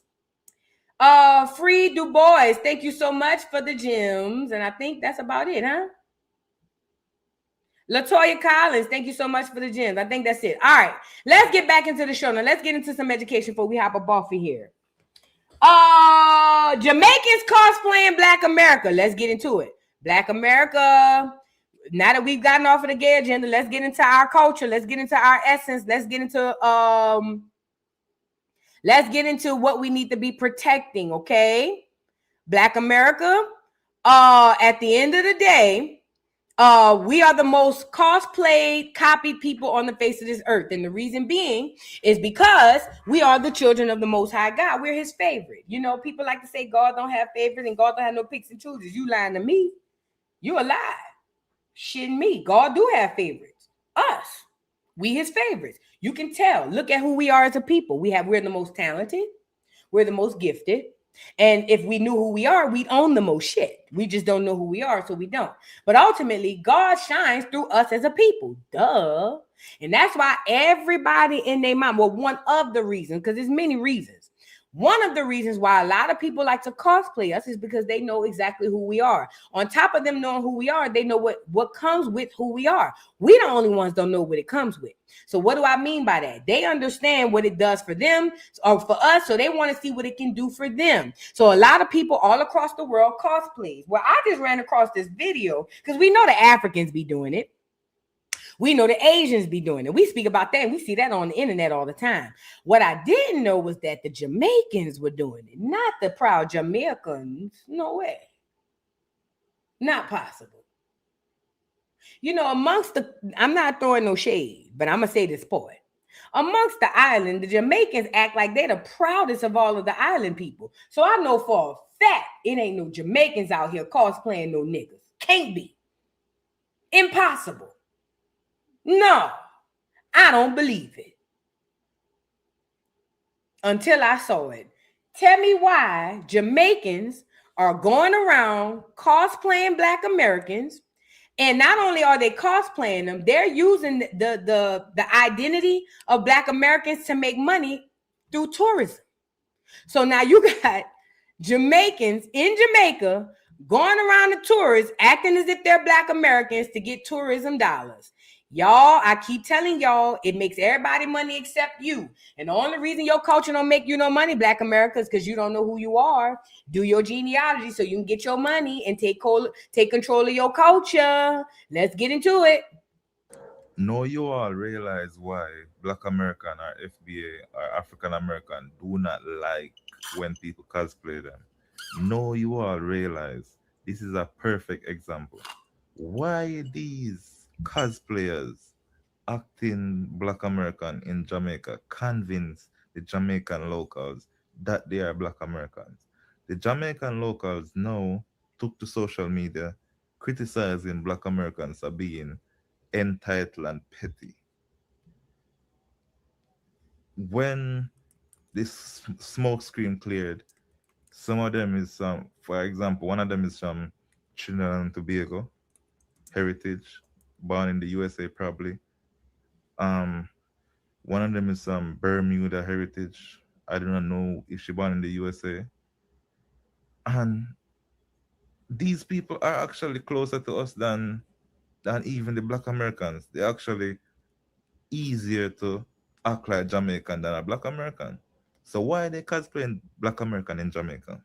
Like, really now? I do not like cosplayers, bro. Now, this is a Jamaican himself speaking about what's going on in Jamaica. So apparently there are Jamaicans cosplaying Black Americans. I'm sorry, I said to tourists. No, to other Jamaicans. You know, a part of me gets upset when I see this because it's very sick and weird. It's gone from flattery to straight up sick and weird, in my opinion. Because the way in which these people be copying us needs to be studied. For real, for real. But even in Jamaica, somewhere probably in a shanty town in Jamaica, it is advantageous for them to act like you. It makes them either it gets them money, status, clout, anything. What I'm trying to get Black America to see is how valuable your culture is. And I don't want to hear boo, we already know. No, you don't, because if you knew, you wouldn't allow all these different people to be in it. If you truly knew, Black America, how valuable your culture is, you wouldn't allow nobody in it. That's how I know as a collective, we haven't the slightest clue about how valuable our culture is. But you know who knows? You know who knows exactly how valuable it is? Tethers. You know how I know they know? Watch them online. Walk like you, talk like you, sing like you, act like you, dress like you, dance like you, cook like you, do their hair like you. Everything that they do is just like you. So I know for a fact, just from observing, Black Americans don't know how valuable their culture is. But everybody else in the world knows exactly how valuable it is. There's only one group of people who don't know the value of Black American culture, and that group of people is Black America. And you know why Black America don't know the value of their culture? Because Black America don't understand the value of themselves. You know why Black America don't understand the value of themselves? Because Black America don't know who they are. We don't know who we are. These earrings, let's say they were real, right? Let's say these are real diamonds, even though they're not. Let's say these diamonds are real. If somebody told me they're fake, then I wouldn't care about these earrings. If I lost one, who gives a shit? But if somebody told me, hey, girl, keep an eye on them earrings, bitch, them is real diamonds, I'm not letting these hoes up out of my sight. Does that make sense? I don't have a value to them because I bought them from Rainbow or some shit. They was $4.99. If I lose one, oh, well, I'll just buy a new one. It's not a big deal. But God forbid I bought these bitches from Rainbow and had them appraised and realized these is real diamonds. You think I'm going to just be careless with these earrings? Fuck no. The reason why Black America is careless with the culture is because we don't understand the value of it. And the reason we don't understand the value of our culture is because we don't understand the value of us. And the reason why we don't understand the value of us is because we have no clue of who we are. This is why genealogy is very, very imperative, past important, because the only way for you to break this spell, all of the cosplaying, all of the people taking on our names and ideals and all this stuff, the only way to stop that is for you to understand your own identity. Yes, you knowing who you are completely stops all of this. The only reason it's still going is because as a collective, we don't know who we are.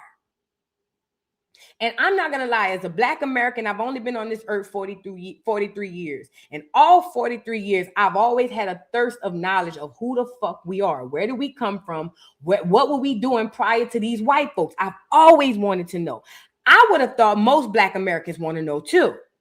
And if you do want to know, then the best way to find out is through your genealogy. Do your genealogy. Let's stop these cosplayers and take our culture back.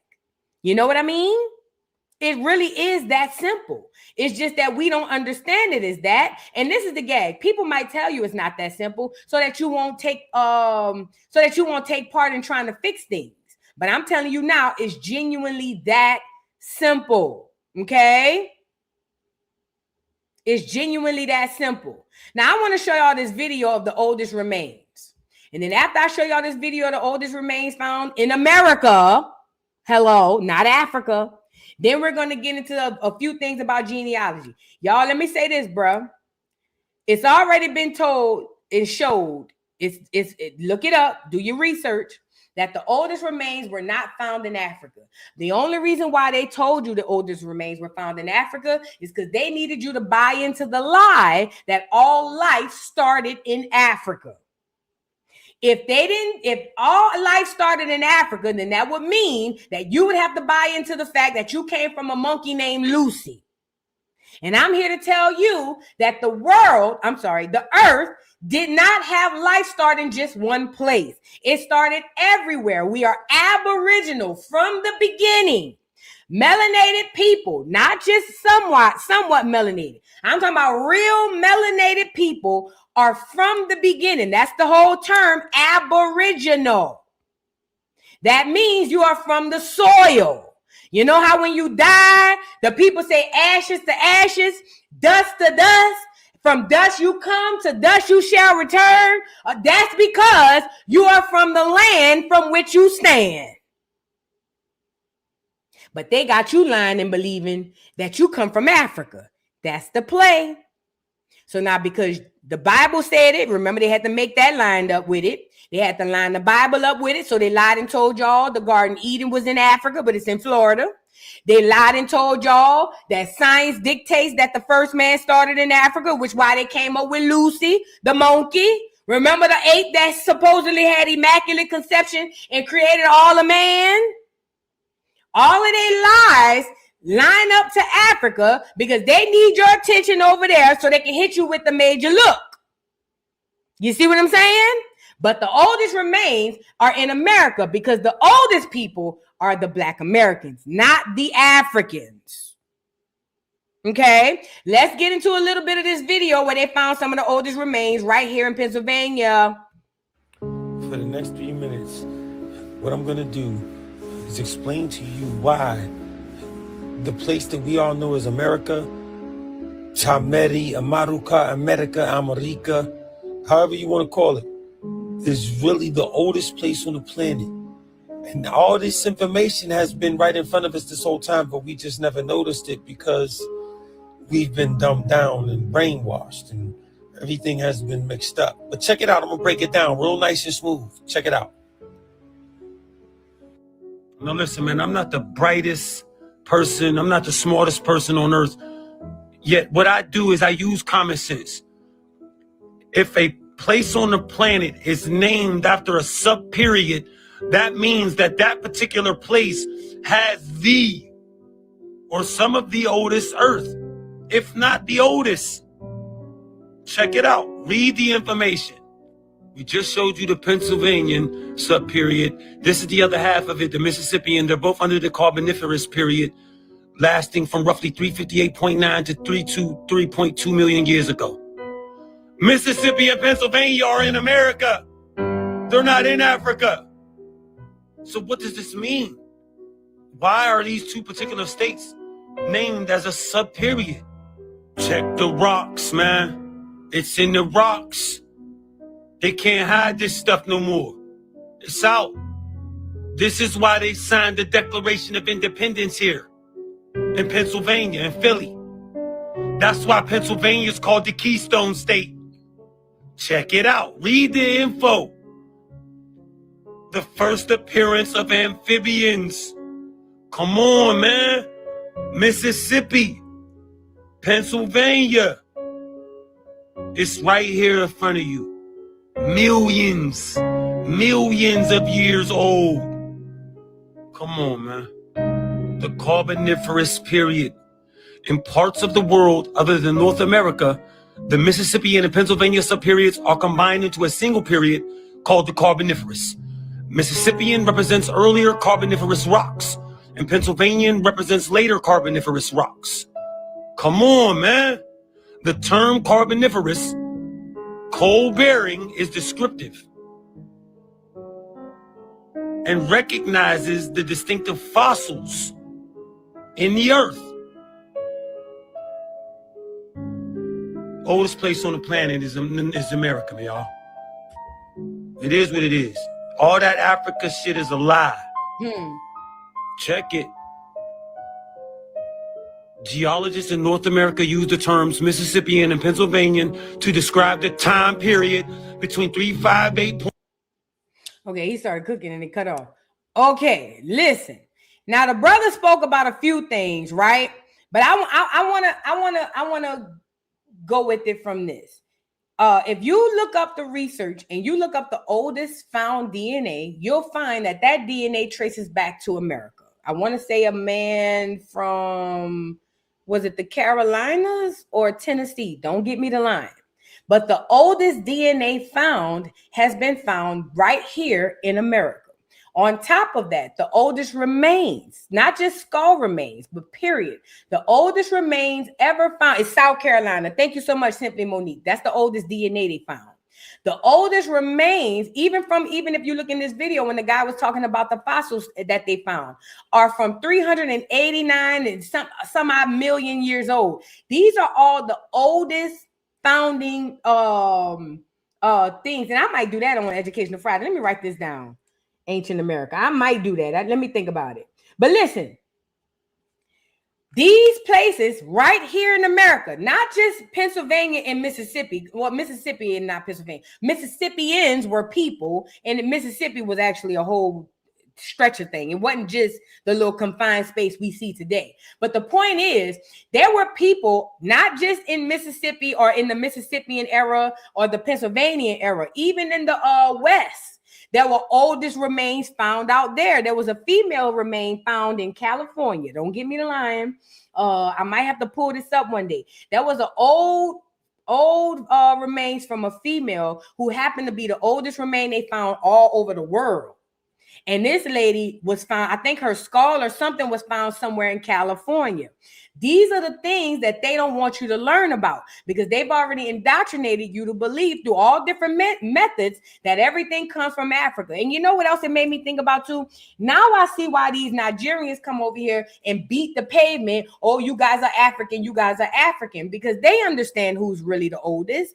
They just want to be able to destiny swap with y'all. With us. Remember, I told y'all. The whole point of bringing Africa to America is to destiny swap. Now, these people have a hold on them Nigerians. They made them in labs. So they got a hold on them. And even other people in Africa, they can control them differently than the way they control us. We take a different you got to trick our minds to control us. But in Africa, no shade. A lot of them you don't. Not all. Because some of them really with the shits. But there's a lot of them over there. You don't have to trick them at all. You just got to pull up the muskets and they ready to go. Whereas in America, a lot of us died for our freedom and still willing to do it in 2026. Okay? Let me show you this video. I don't even know if I can show it.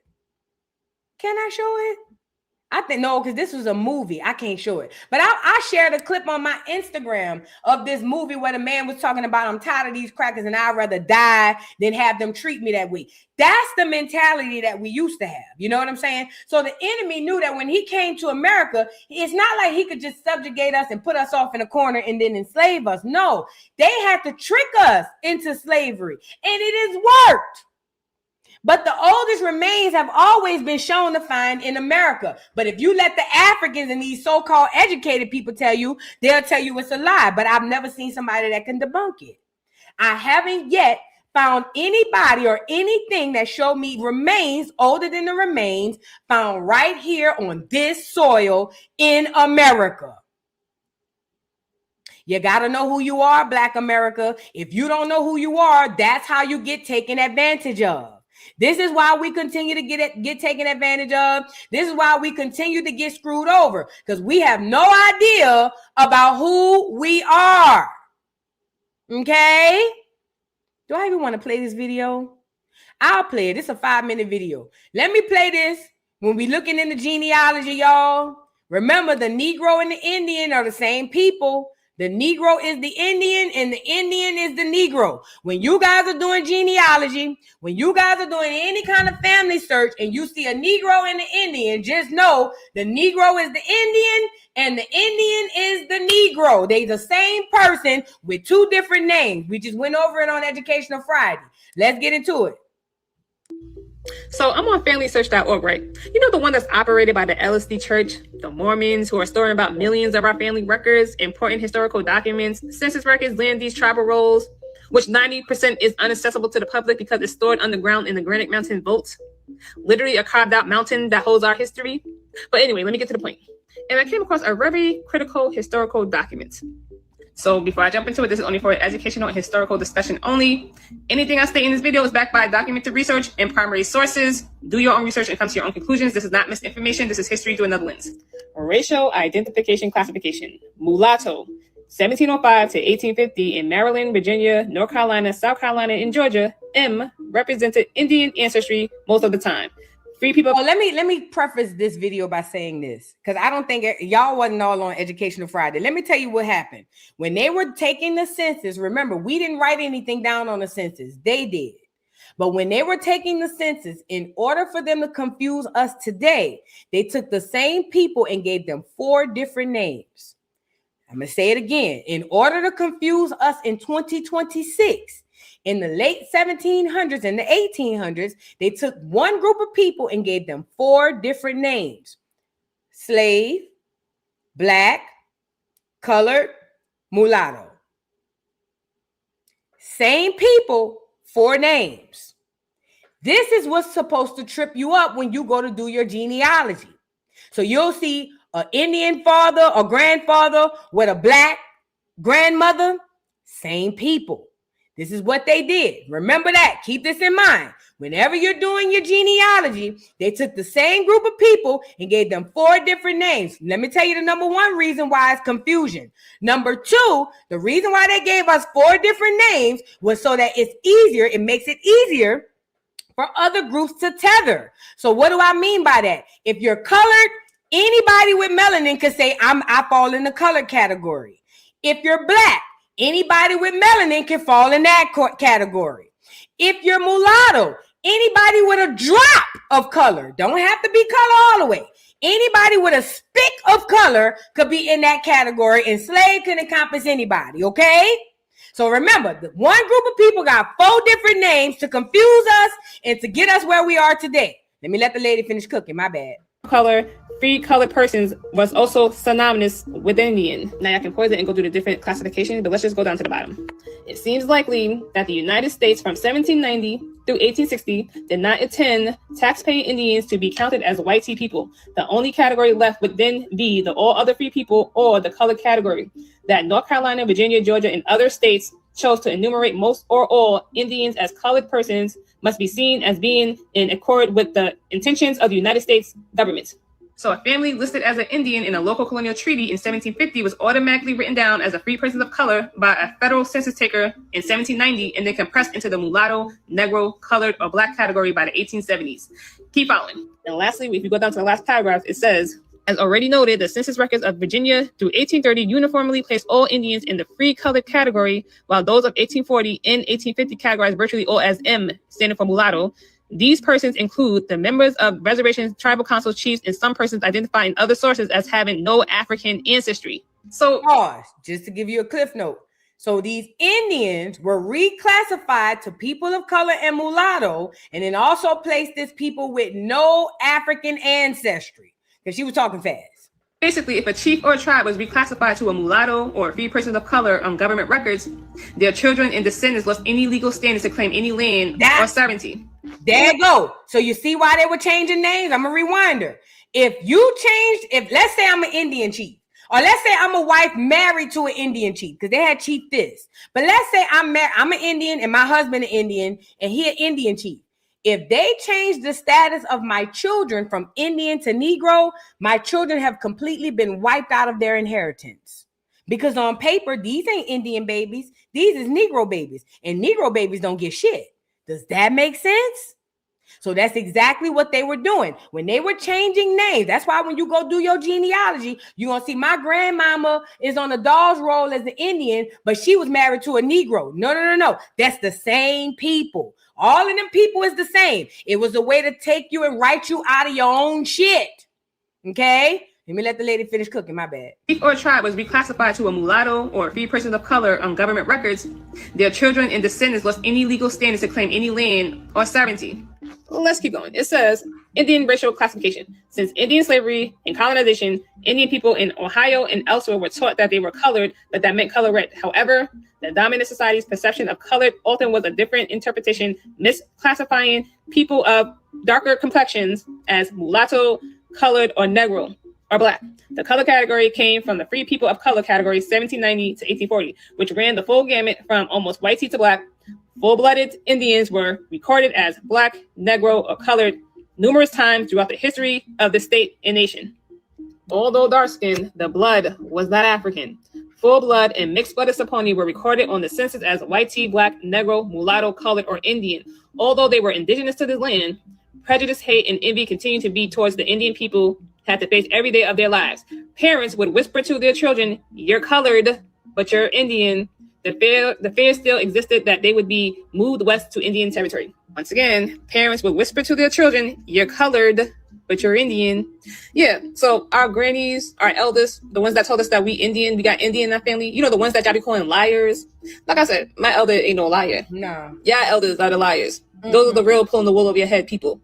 But anyway, there's no coincidence that millions of so-called Black American households across this country share the same exact oral history. Now let's continue down to the last two passages. It says, although Indians were listed on the census rolls as colored, their color was of Indian devariation and not Negro devariation. They're clearly making a distinction between two completely different bloodlines that just so happen to share the same dark skin tone.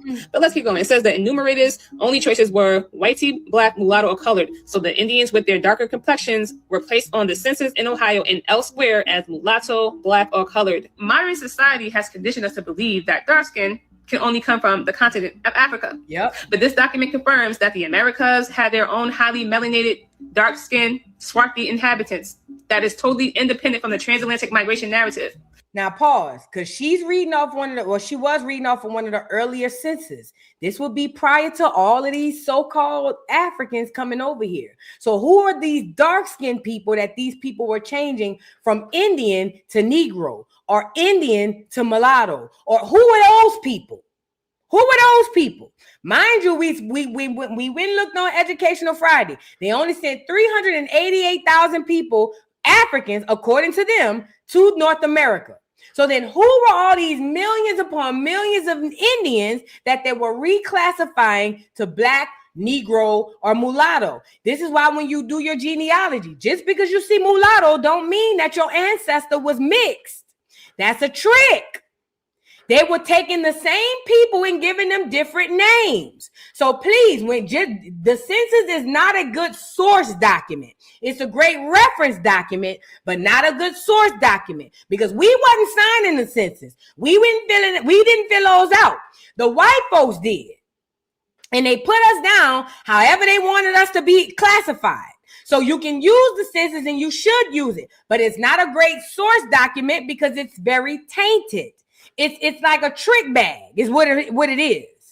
But all of those Indians, all of these dark melanated people who were already here and reclassified into Negro, mulatto, slave, and all these other people, where did those people come from?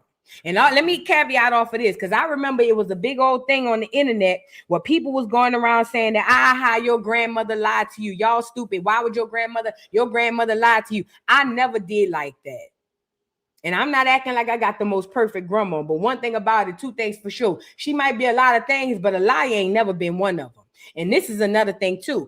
I'll be damned if my grandma lying in New Orleans and your grandma lying in DC. And then your grandma lying in California, and then your grandma lying in Ohio, and then your grandma lying in Arizona, and then your grandma lying in Florida, and then your grandma lying in Chicago, and then your grandma lying in St. Louis, and then your grandma lying in Memphis. But your grandma lying, you see what I'm saying? All our grandma got together and and said we was gonna lie to our grandchildren. Because my grandma's still living. I need to call her and see when was the meeting. I need to call my grandma right now and see when was the meeting where they all got together and said, we're going to lie to all our grandchildren and say we Indians. That's what y'all trying to make me believe? That's what y'all trying to make me believe? Come on, man.